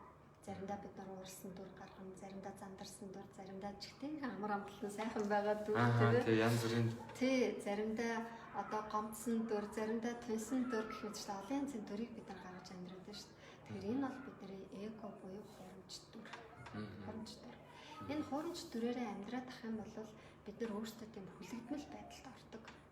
Хүлээсэнд. Би одоо жишээ нь годомжинд ингээл гараад явах юм бол за би одоо цэг халахад явах хэрэгтэй. Би одоо хөлөөч юм уу маачад ээж болохгүй эсвэл тэгж болохгүй те. Янз бүрийн одоо нэг нийгмийн тийм этик хүнд байна шүү дээ. Ясуу те. Тэгэхээр энэ болгон чинь бас л нэг талаас хоромж дүр байхгүй юу? Та өөрийнхөө байж чадахгүй шүү. Тэгээ хизээ бид нар яг өөрийнхөө байж чаддаг яг гэхээр дотныхаа найзуудтайгаа байгаа юм те. Эсвэл сайхан гэртээ ингээл диван дээр сууж ахтал нойл ч юм уу те. Хамгийн одоо хайр амар болон байдаг шүү дээ. Хинч харахгүй тэр үед хүмүүс намайг тэгээ очих, ингээ очих, эсвэл нь би хүмүүст ийм сэтгэл төрүүлэх ёстой гэсэн тэр хурамч дүр байхгүй. Тэр үедээ та өөрийнхөө жинхэнэ төрлөх дүрээрээ байгаа байхгүй. Тэгээ төрлөх дүрээрээ байгаа үед хүний доторх тэр нөөц боломж хамаг гоё юм ундарч гарч идэг. Хурамч дүрийг гаргачингууд яг санснараа хүн өөр дотроо байгаа тэр гоё юм гаргаж илэрхийлж чаддаггүй. Тэгээд эго заримдаа хүмүүсийг яадаг вэхээр би бол сул дөрөө би бол одоо тийм мундаг биш. Одоо өөр хүмүүс л арай илүү мундаг. Манай нөхөр л илүү сайн, эсвэл манай эхнэр л илүү мундаг. Би бол зүгээр ард нь ингээ нуугдаа байж ах юм. Гэх мэтчлэн ийм байдалд оруулаад нэг ийм эго байгаа. Би сул дөрөө. Би чадахгүй. Өөр хин нэгний хамгаалтанд, өөр хин нэгний тусламжинд ор би байх ёстой гэсэн нэг ийм хурамч дүр. Нөгөө төрлийн хурамч дүр нь юу юм гэхээр би мундаг. Би л чаддаг байхгүй юу? Гэсэн одоо илүү тийм үсгээд дээ шүү дээ тийм зүгээр байж чадахгүй тийм бусад хүмүүсийг магадгүй жоохон үгүйсгсэн ч юм уу тий. Тэгэхээр би сая энэ хүнийг асуухтаа тэр өөрийгөө хитрхийн мундаг гэж бодоод байгаа тэр эго төрөөсөө яаж гарах вэ гэж асуугаад байна. Магадгүй байна тий. Тэгэхээр тхийн тулд юу гэхээр бид нар зайсан энэ сайн сайхан чанаруудыг бид нар сайндаа олоод авчааг байхгүй юу? Жишээ нь ингээл бид нар эд эрхтэн бүрэн тийм ээ хараач сонсгол бүх юм бүрэн тэгэл одоо сайхан царайтай тий энэ болгон чинь бид нарт байгаль их гэж ойлгоно уу аав ээж гэж ойлгоно уу бид нар цаасаа заяатсан ийм өгөгдөл ийм бэлэг байхгүй юу тэгэхээр энэ чиний биш байгаа үстэй тий тэгэхээр энэ бол би мундагтай энийг өөртөө би болгоцсон биш би өөрийнхөө аав ээжтэй талархыг өөрийнхөө өвд ээжтэй талархыг гэсэн ийм сэтгэлтэй байх юм бол танд тэр би мундаг гэж өнгөрөөд байгаа тэр зүйл байх байх. Магадгүй ингээд одоо мундаг болсон юм шиг санагдаад үнэхээр одоо буцлаад авах юм бол би энэ авсан сайхан чанаруудаа би аав ээжтэй илгээе. Эсвэл тэнгэр бурхандаа илгээе гэсэн ийм сэтгэлээр ингээд өөрийгөө чөлөөлөд авах юм бол би нэг онцгой болсон, би нэг хамгийн мундаг гэсэн тэр сэтгэл нь хамт байхгүй болчихдог. Эсвэл эсрэгээрээ тэр би дорой, би дутуу, би буруу гэж бодоод байгаа тэр хүмүүст хандаад хэлэхэд танд өгөгдсөн тийм сайн сайхан зүйл юу вэ? Яг бодоод үзвэл бас байгаа байхгүй тийм байгаа шүү. Өнөөдөр ингээл саяхан би тэр нэг цагаан өмсөх залуугийн тухай уншсан. Тэгээд төрлийн үнсний тавхан юутай гэд гэмтэлтэй. Тэгээд сарж явсаар байгаа тэгээд тэр хүүхд өнөөдөр цагаан өмсөж болтлоо. Тийм сайхан явж байна гэд. Тэгэхээр өнөөдөр одоо тийм эргэтэн одоо бүрэн биш хэрнээ бүрэн юм шиг тийм сайхан хүн явж болж байна. Гэтэл бүх юм нь бүрэн бүтэн байгаа хэрнээ дутуу юм шиг нэг тийм сэтгэлтэй зарим хүмүүс бондоо готроо яваад байна шүү дээ. Тэгэхээр энийг тэр байгаа баялгаа олж харж тэрэндээ талархаач гэж би хүмүүстэй хэлэхэд энэ маань би одоо мундаг гэсэн үг бас биш л дээ. Би ч бас ингэж талархаж явдаг. Нэр бас ингэж хүн харахад энэ сайхан царайг тий хүмүүс ингэж харуулах гэдэг та яг слот идэв шиг ингэж таймер юмаа гэж хүмүүс хэлдэг байхгүй юу. Тэгэхээр энэ бол үнэхээр л одоо би өөрийнхөө бүгдээсээ өөрийнхөө аав ээжтэй баярлаж талархаж явдаг зүйл юм байна. Нэрээ яаж надад энэ сайхан баялагийг энэ сайхан чанарыг надад заяад өгсөн. Тэ. Тэгээс би одоо мундаг ингээд бяцлахаж ингээд сууж байгаа л урд нь амар галзуу байж байгаа өнөөдөр ийм болсон биш байхгүй юу. Тэгээд өөртөө байгаа энэ гоё сайхан зүйлээ даваа талаа энийг олж хараад эндээ бид нар баярлаа талархаад ах юм бол илүү их зүйл танд өгөгддөг. Гомцсон сэтгэлээр дутуу сэтгэлээр тэр дутуу байна энэ байхгүй юм гэх юм бол нөгөө байхгүй дутагдаад байгаа зүйл нь улам нэмэгдээд идэх байхгүй юу. Ингээл төгөлдөр өөрөө жишээ аваад үзэл та би чамайг ингээл магтаал төгөлдөр өстө мундаг шүү. Чи өстө нэрээ сайн зүйл хийж байна.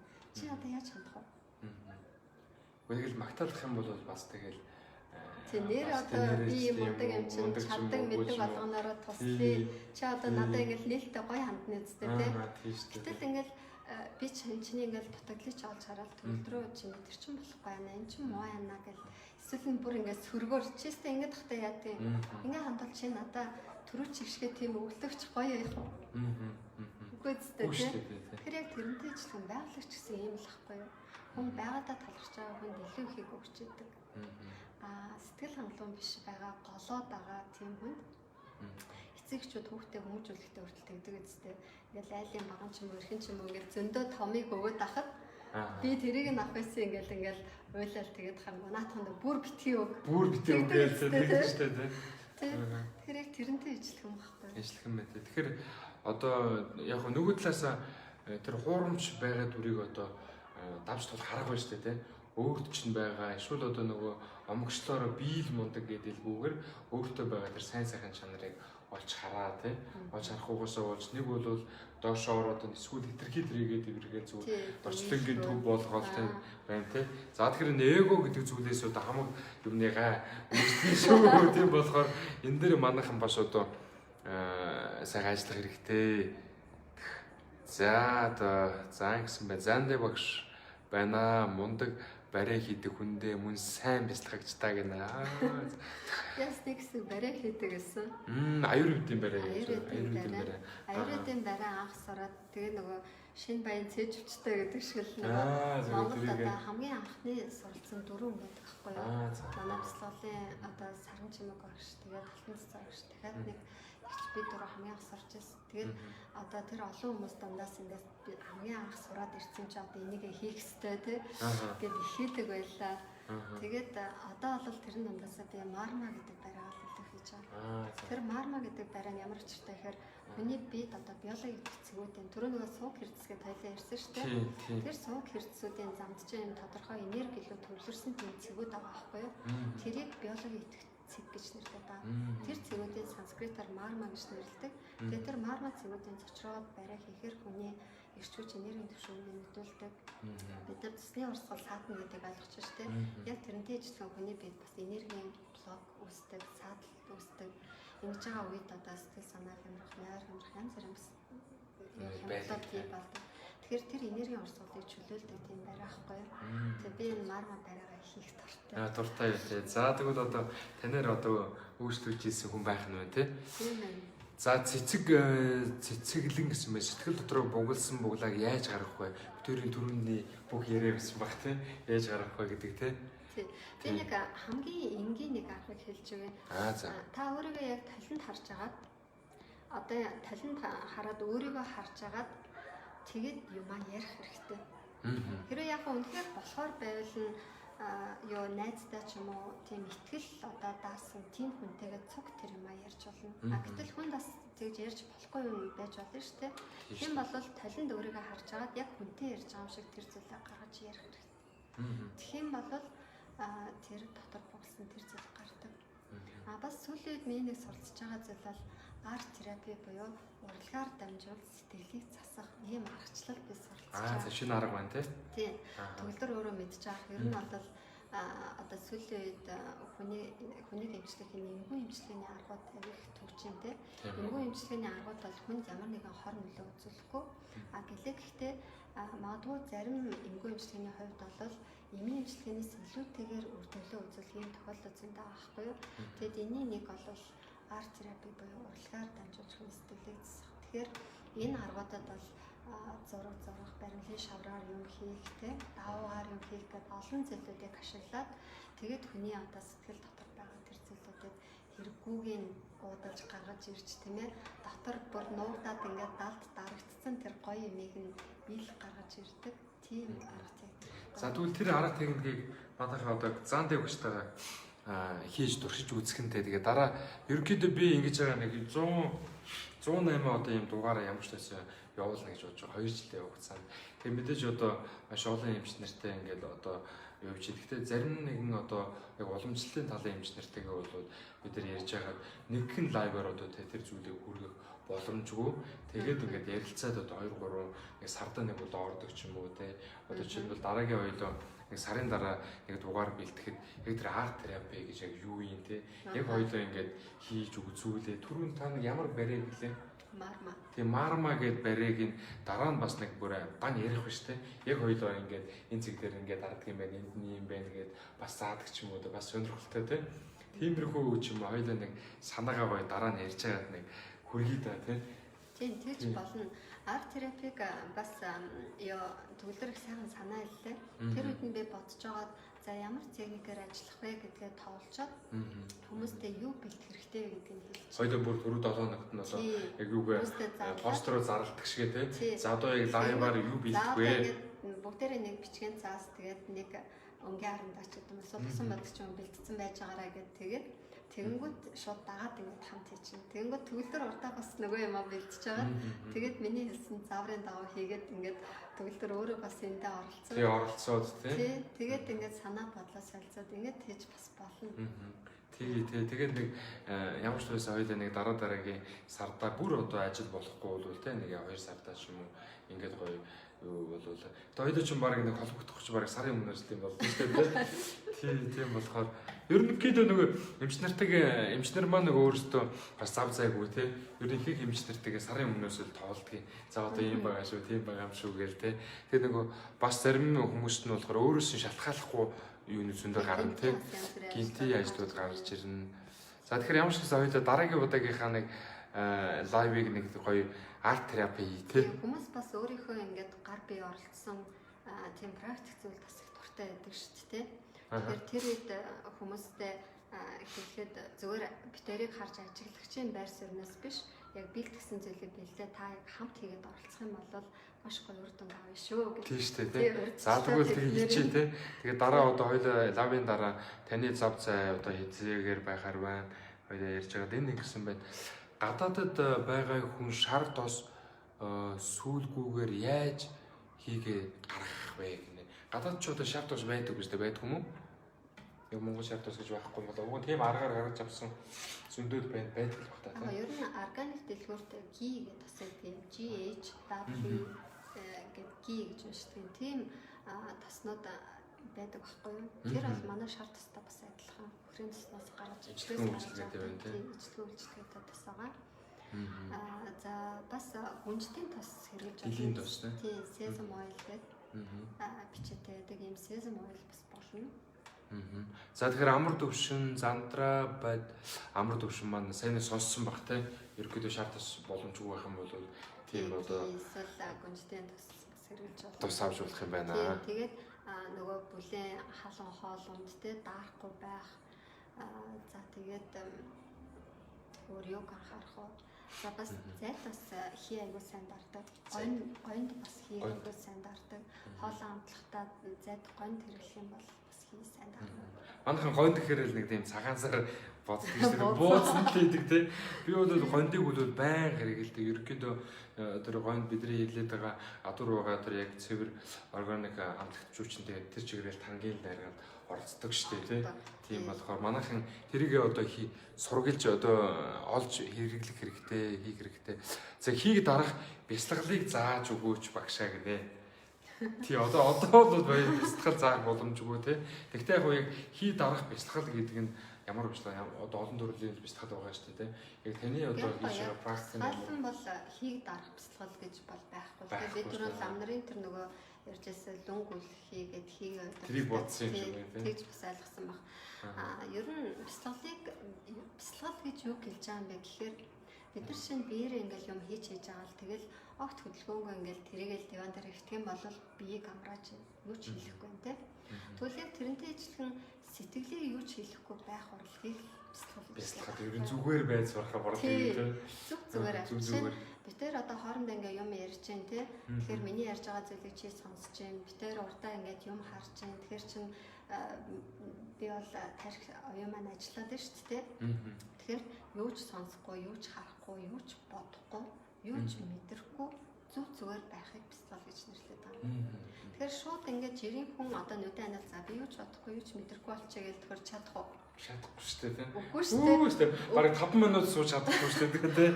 5 минут суунаг. Зүрийн бодол талхад эргэлдэн шүү дээ тийм ээ. Тий, за яг хуу чихээ таглаад нүдэн анаа суучдаг юм байж тээ. Гэтэл толгой дотор зөндөө олон бодлоод орж ирнэ. Тийм учраас би анхлан бяцлал хийх гэж байгаа хүмүүстэй юу гэж хэлдэг вэ гэхээр та амьсгалын дасгал хий. Амьсгалын дасгал сайн хийгээд ах юм бол эн чинь аяндаа хүнийг бяцлагад оруулцдаг. Бяцлагын байдлыг зүйрлээд хэлэх юм бол бид нар шүн унтчихтаа за би гараа ингэж тавиад хөлөө ингэж тавиад унтчихээн би нэг аятайхан харагдчихээн хөнжлөө нөмөрцөн байна нөмрөөгүй байна гэх тэрийг мэдэрдэг. Мэдэрч штэ тийм. Мэдэрч штэ тийм. Унтчихтаа юу? Унтчихтаа бол бид нар мэдрэхгүй штэ. Хизээ бид нар унтснаа мэдэх үү? Сэрснийхээ дараа би унтцсан биш. Өөрөөр хэлбэл тэр үед бид нар ертөнцөөс бол тасарсан биш штэ. Тэгэхээр сэрүүн байж байгаа л яг унтж байгаа юм шиг тэгж орчноо өөрийгөө юу ч мэдрэхгүй болж байгаа энэ орлогыг бяцлал гэж нэрлэдэг. Энэ байдалд хүн шууд ороход хэцүү байдаг учраас төрүүлээд амьсгалын дасгал хийнэ.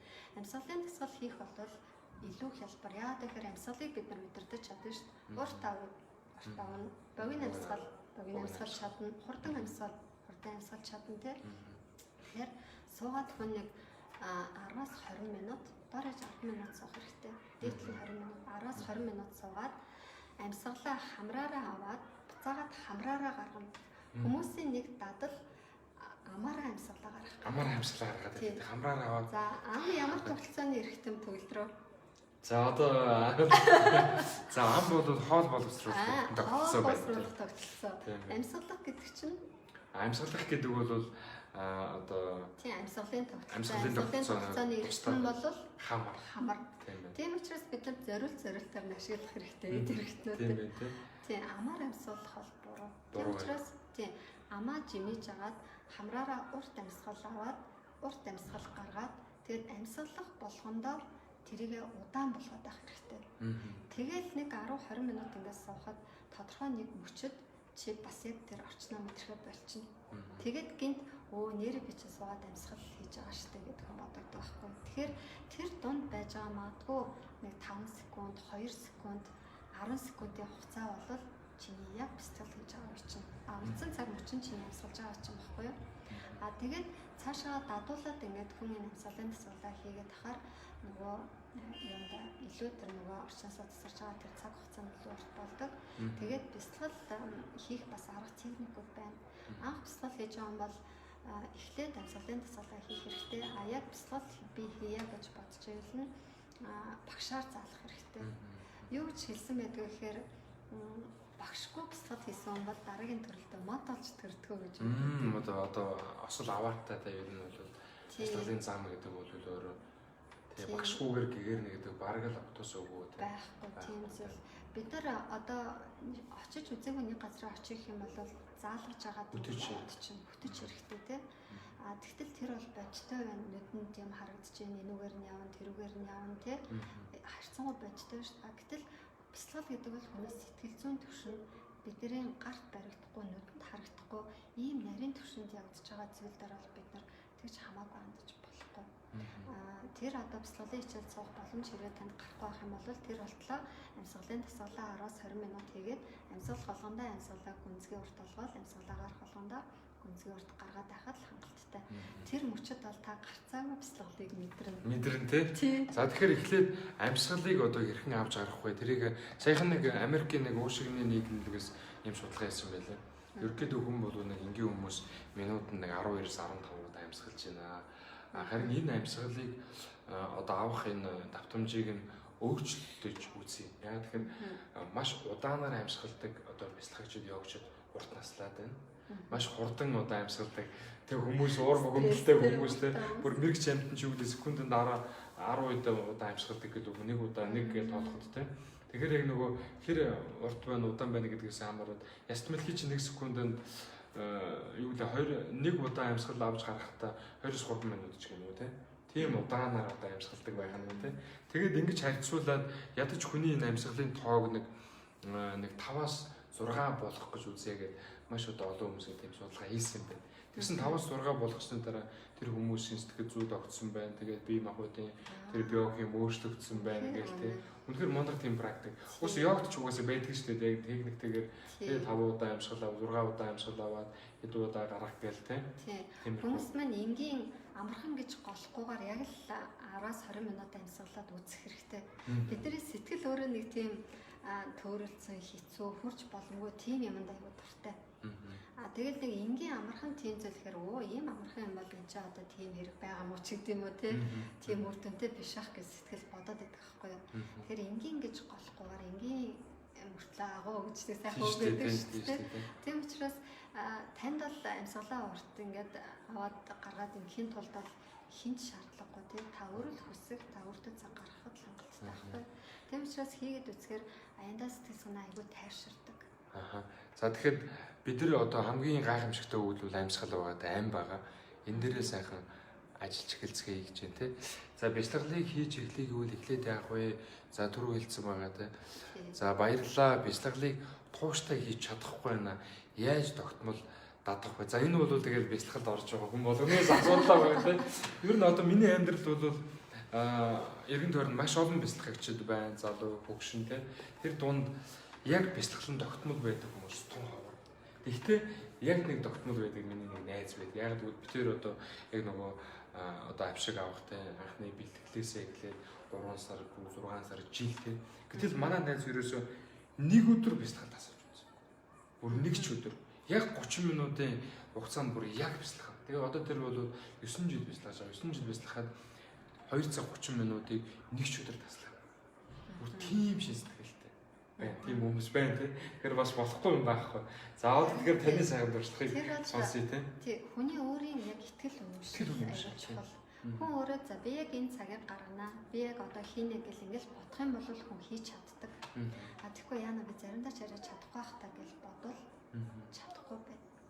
Тэгээд чанд өөрт чинь яг тийм чин итгэл үнэмшил байхад дэрэгчин байгаа хүмүүс хүртэл за энэ нэмийгээ хийх гэдэг ингээ хүлийн зөвшөөрөд эхэлдэг. Тэр бүр цагийн шиг гарчдаг тийм. Ихэнх хүмүүс хэлдэгтэй ингээл гэр орныхоо ойлгохгүй би ганцаараа гэртээ бяцлал хийдэг. Тийм болохоор гэрийнхнийхээ дэргэд хийгээд хар хэцүү байдаг. Тэгэл нөгөөдөлөө унтуулах гал эсвэл нь унтцсан хань хийх гээл өглөө унчаахтан босч хийх гээл аюу хэцүү байдаг гэж ярьдаг байхгүй юу. Тэг хүн өөрөө яг хүсээд би үнэхээр хийнэ гэсэн тохиолдолд эргэн тойрны хүмүүс болоод орчин нөхцөл юу ч саад болоход байлдаг. Тэгээ йогч хүнд бол ер нь йогч гэж хэлэхгүй ямар ч хүнд тапас гэж нэг юм их чухал байдаг. Тэр тапас гэж хэлээд байгаа зүйл энэ санскрит үг байхгүй юу? Сахилга бат гэж баг хэлж болно. Сахилга үү? Сахилга бат. Сахилга бат. Тий. Хүн альва зүйлийг ер нь хийхин тулд заавал сахилга батал байх хэрэгтэй. Маа найзууд энэ төр харуул чи сайхан гоё ингээл явж талаа ингээл ингээл гоё яж ахгүй юу гэж хэлдэг байхгүй юу? Гэтэл тэрийг хийхин тулд би надад 24 цаг байгаа. Тэд нар ч гэсэн 24 цаг л байгаа байхгүй юу? Гэхдээ би тэрэнд цаг гаргахын тулд бас л олон юм зохицуулж иж би цаг гаргаж шүү дээ. Тэгэхээр эн чинь юу гэхээр тапс буюу сахилга бат байхгүй. Би энийг хийчихье. Ийм тапс буюу сахилга бат ямар зүйл дээр хэрэгтэй байдаг вэ гэхээр сайн зүйл дээр. Сайн зүйл дээр. Сайн зүйл дээр чамд удаан хугацааны туршид хийхэд үр дүн харагдах тийм зүйл дээр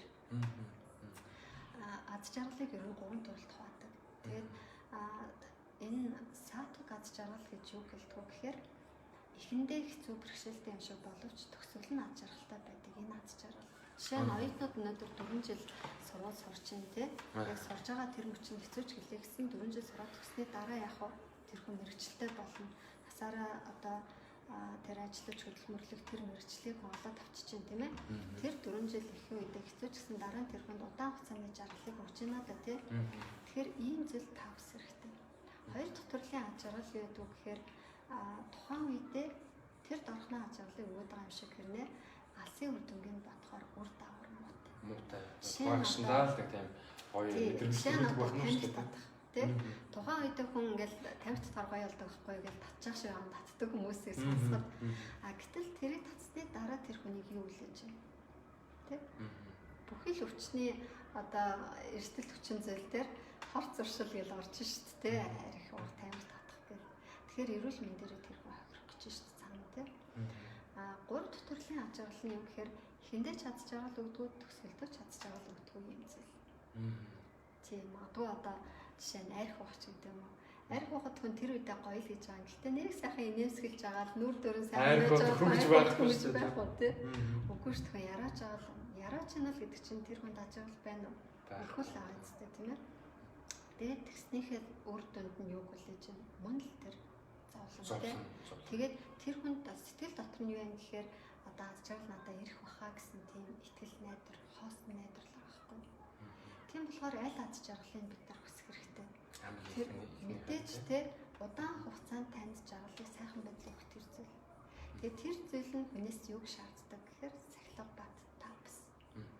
Сурж байхдаа оюутан хүн яах ёстой? Хичээх хэрэгтэй, чармаах хэрэгтэй те. Хичээлээ давтахдаа цаг гаргах хэрэгтэй. Яг тэрнтэй ижилхэн йог бясалгал муу ялгаагүй.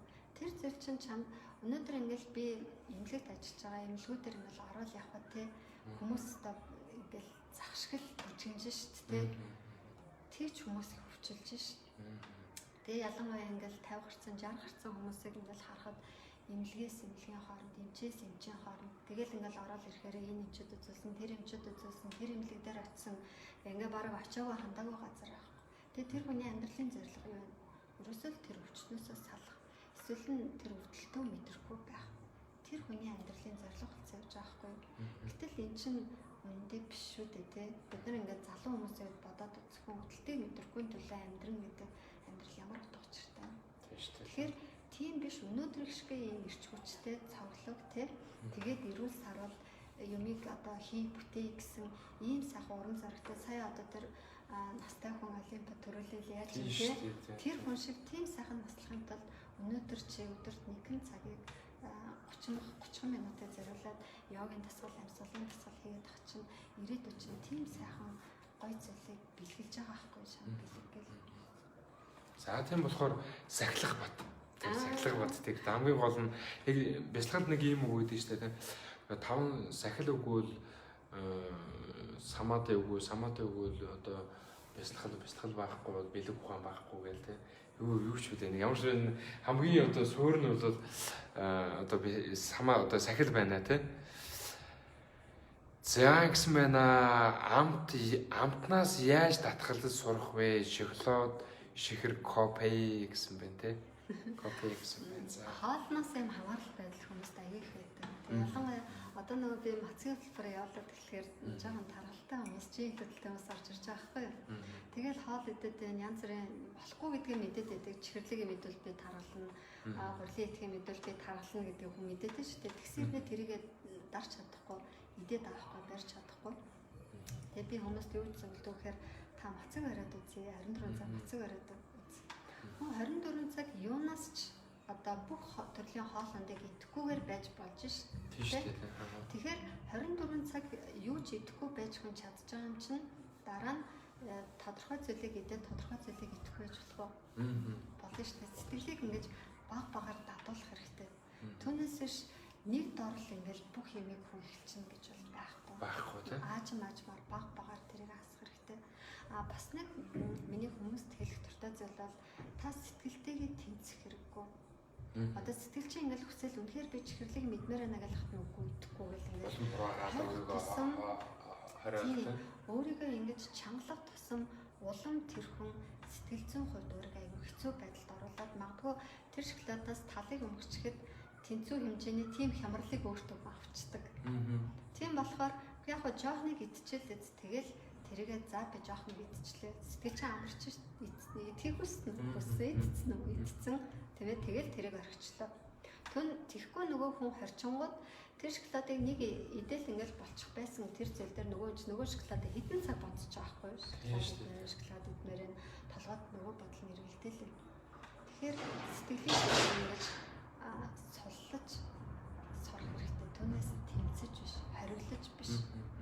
Энэ бүр их чухал. Тэгээ манайхан чинь тэгээд байнгын нэг зөрчилтэй те өнөөдөр зөрчилтэй байна, нөгөө зөрчилтэн тэгээд унтаад гоё болохгүй шүү дээ. Гэтэ бас нэг унтах нэг гоё арга тийм үү. Одоо миний хувьд нэг стресстэй юм уу эсвэл болохгүй байгаад тэр чигээр нь хаяа бие шуулаад унтчихад аяндаа гоё болцдог ч юм уу те нэг тийм зүйл байна. Тэр нь маань өөрөө эсэргүүцэхгүй сэтгэлтэй тэмцэлтэхгүй байх зүгээр нь орхих шүү дээ. Тийм тэмцэх ердөө хэрэггүй хитрхи хориглох тийм ээ хитрхи тэгж өөртөө хатуу чанга байх бол бас тийм сайн биш. Дуусахгүй тэр тэмцэл бол дуусахгүй шүү дээ. Тийм уян хатан байх хэрэгтэй байхгүй юу? Тийм хитрхи нэг төлөг барих биш. Тэгэл нэг төлөв рүүгээ туйлшрахаар л юм. Асуудал үүсэж байна тийм байна. За манай энэ Огийн эрдэнэ сайн байна уу? Ямар сургалт явуулдаг вэ? Холбоо барих хаяг утсаа өгч болохгүй гинэ. За та одоо хаяга хэлчих юм бол энэ хүмүүс маань яах вэ те? Пэйжээр л холбогдсон илүү дээрх та тийм байна. Дараа нь комментээр юуг оруулчих те. Ер нь зан дэмжгээд фэйсбүүкийн хайлт дээр нь латинаар зан дэмж гэж бичээд орохоор миний пэйж байгаа. Тэгээд тэндээс бол бүр дэлгэрэнгүй ямар сургалт явуулдаггүй яадгүй харж ажиглчих байхаа гэж бодож байна. Тийм ер нь бол йогийн аргаар гэж цэвэрлэх, мацаг барих, нэлээд цэвэрлэх гэдэг энэ төслүүдийг явуулж байгаа. За занд Аги ядамжууд зан дэмж минь мундаг шүү амжилт хүсье гэсэн байна. За нэг босдод их орон зэрэг өгдөг хүмүүс байна шүү дээ. Шүүгээ сууж байгаа оронд ингээд те. Босдод ингээд нэрийг бэлгэлж ирсэн өөрт нь тустай байстай ядаж те. Тэгээ бас босод хүмүүстээс гадна те. За ингэсэн байна. Його бандар багшийн сургалт хийзээбэ гинэ. Багшийн сургалт нь хийзээвэ гэж байгаа юм болов те. Сургалт юу н та одоо ойр авч байгаа юм уу шүүлүүд ингээд бөөнөр нэрсэл явуулдаг юм уу? Би яг одоор йогийн сургалтаа явуулаг байгаа. Тэгээд 5 сарын дундаас ч юм уу йогийн сургалтаа хийж бодож байгаа. Тэгээд аянда би пэйжээрээ зарлаа шүү дээ тийм. За тэгээд хоёлоо бас ярилцж байгаад нэг сардаа нэг ганц удаа нэг ярилцаад өөр тий тэр үед бол мэдээлэл авч болно шүү дээ тий. Одоо юу болж байна. За Marma барай болон бяцлаглалын төвийн хаяг холбогдох контент мэдээлэл нүү гинэ. Тий сая хэлжлээ тий. Яг одоор тий тусдаа юу барай хийдэг тийм өрөө энэ байхгүй. Би ч юмс нөгөө үндсэн ажилдаа шүүсэн багш юм чи. Бас одоо сургууль юунд эмгэгтэй хэмжээ хийж байгаа юу тий. Тий манай багш нар бүгдээрээ тий эмгэгтэй ажиллах хоёртай. Тэр хадаа эмгэгтэй ажиллана. Манайхан одоо манай уламжлалтын сургууль маань зөвхөн уламжлалтын 80 ортой эмгэгтэй болсон. Оо зөв 80 ортой чинь бас том болсон юм шүү дээ. Тий. Өнгөрсөн жил би сургуулийнхаа 20 ортой эмгэлгийг манай эр дээр өдөртөө ажиллуулж ирсэн. Тэгээд 20 ортой эмгэлэг маань одоо нэг сургууль маань ботаникийн цэцэрлэгч шинэ байрт олсон учраас тийш очиод тэгээд манай байрны би нэг давхраас эхлээд би нэг 2 3 давхар бүтнээрээ эмгэлэг. Тэгээ энэ гайхалтай эмнэлэг дээр нэг өдөр очиж одоо 4-5 давхар нь манай сургууль байгаа. За. Тий. Гайхалтай эмнэлэг. Зургийг одоо хараад чих тавиал сонсоод явж байгаа. Нэг өдөр танаа одоо сургууль дээр эмнэлэг дээр зочлоо. Тэгнэ. За амжилт хүсье. Баярлалаа. Туяа онол гэсэн байна.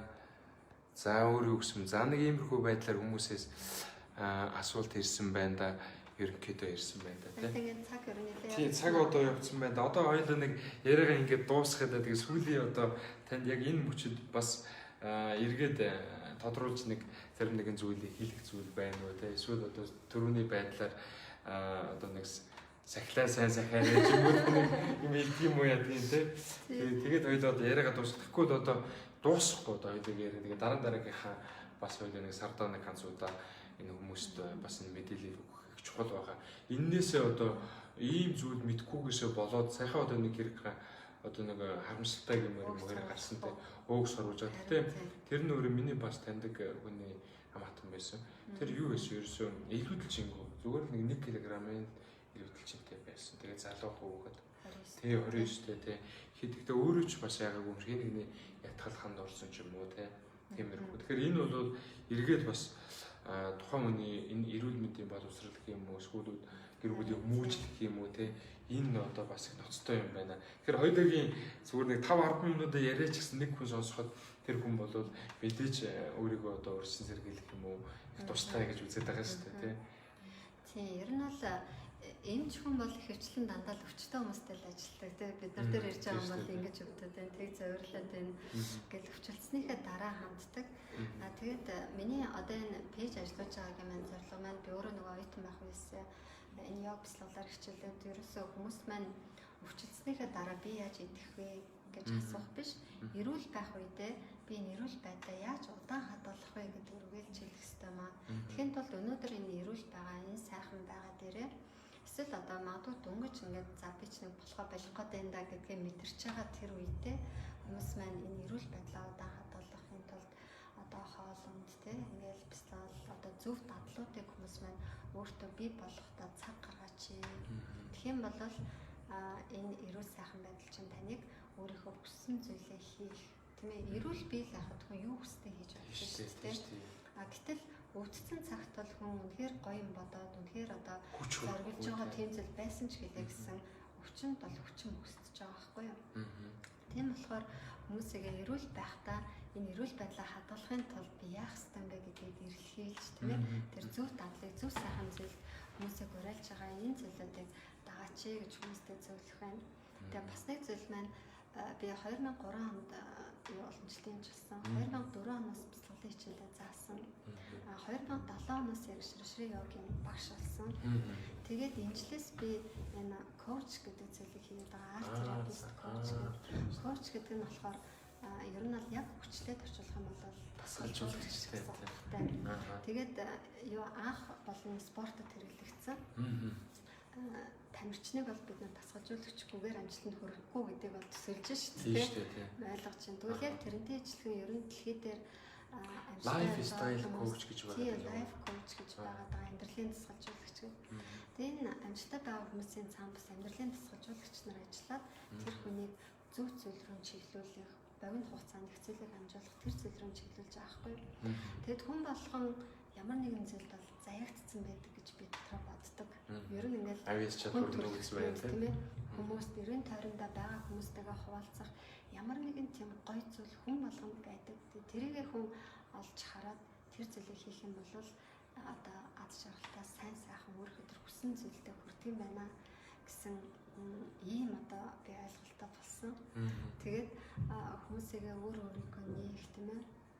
Өөрийгөө одоо хувь хүний хувьд хөгжүүлэх ийм зүйл рүү бас өөртөө цаг гаргаач. Өөртөө цагийг болоод тийм ээ одоо өөр бусад баялгаа хүмүүс маань зориулаач. Яагаад гэхээр бидний нэг муу зуршил юу гэдэг вэ? Өөрийгөө орхичоод дандаа өөр бусад юм анхаарат байдаг тийм өөр бусад юм анхаарат байдаг. Гэр бүлээ эсвэл ажил төрлөө тийм. Гэтэл та байгаа учраас таны ажил гэж байгаа. Та байгаа учраас таны гэр бүл гэж байгаа. Тийм болохоор юм болгоныхоо цөмн гол нь болсон өөрийгөө нэг анхаарад өөртөө нэг цаг гаргаач, өөртөө нэг анхаарал тавьаач. Тэгэд өөрийнхөө гой сайхныг илүү тордоод илүү гоё гялцаач л гэж хүмүүстэй уриалмаар юм. Уриалмаар тий. За баярлалаа. Тэгээд өнөөдрийнхөө хоёулыг яриаш та дуусахгүй яриа бараг цаг 30 минут ямар удаан өнгөрчөө тий. Сайн сууж ирсэн. Цаг 30 минут өнгөрсөн. Яг ингэдэг юм аа бүр лавга хөшөлтөөр яриа бүр сүүл рүүгээ өстэй бүр явж гисэн шүү дээ. Төрүүчийн дугаар дээр зогсохгүй дээрээс болдгоо. За хоёулаа бүр дараа ярья. Дараа яриа гэдэг хүмүүс бүр. За тэгэхээр өнөөдөр одоо бидний урилгыг одоо хүлээж авч ирсэн одоо Зандэ эмчтэй йогийн багштай маш их баярлалаа. Нэгдүгээр тий. Хоёрдугаарт болохоор битэрээс бас гоё төлөвлөгөө гарлаа тий сардаа одоо нэг удаа тухайн зүйл дээр йогтойгоо холбоотой анагаах ухаантай холбоотой нэг бас дугаар бэлдээ тий зөв болохгүй байхгүй шүү дээ хүмүүст ингэж таны цаг зав бол одоо танах ч юм нөгөө шинэ нэмлэг юу гэж эхэл байгаа. Гэтэ одоо нэг сарын өмнөөс уг нь төлөвлөчүүд амар юм тий яг л нөгөө тэрэндээ ингээд цагаа зарцуулаад тий. Тэгэхээр одоо нэг сарын өмнө төлөв 5 гарлаа тий. За тэгэхээр иймэрхүү одоо хоёр сонь сайхантайгаар одоо өнөөдрийнхөө лайвыг ингээд дуусгая. Тэгээ бид нар эрүүл байх хэрэгтэй. Тэгээ манай өрөө болохоор эрүүл биеэрээ гангарцгаая гэдэг өрөөтэй байгаа шүү гэж халбогдох. За тэгээд өнөөдрийнхөө холболтыг дуусгая. Тэгээд дараагийн 7 хоногт болохоор нөмөн гэдэг одоо мундаг бүжигчин одоо оролцоор басмаар гэдэг дараагийн хүмүүсийг хилдэг. Тэгээд бүжгээр одоо ангаах уу гэдэг одоо сэдвээр ярилцсан. Бүжиг бол үнэхээр гайхамшигтай шүү дээ тий. Тэр мэдрэмжийн талаар яг бодит одоо та бүхэнтэйгээ одоо хуваалцаж ярилцсанаа. Тэгээд дараагийн хагас сан болтол түр баяртай. За баяртай. Баяртай.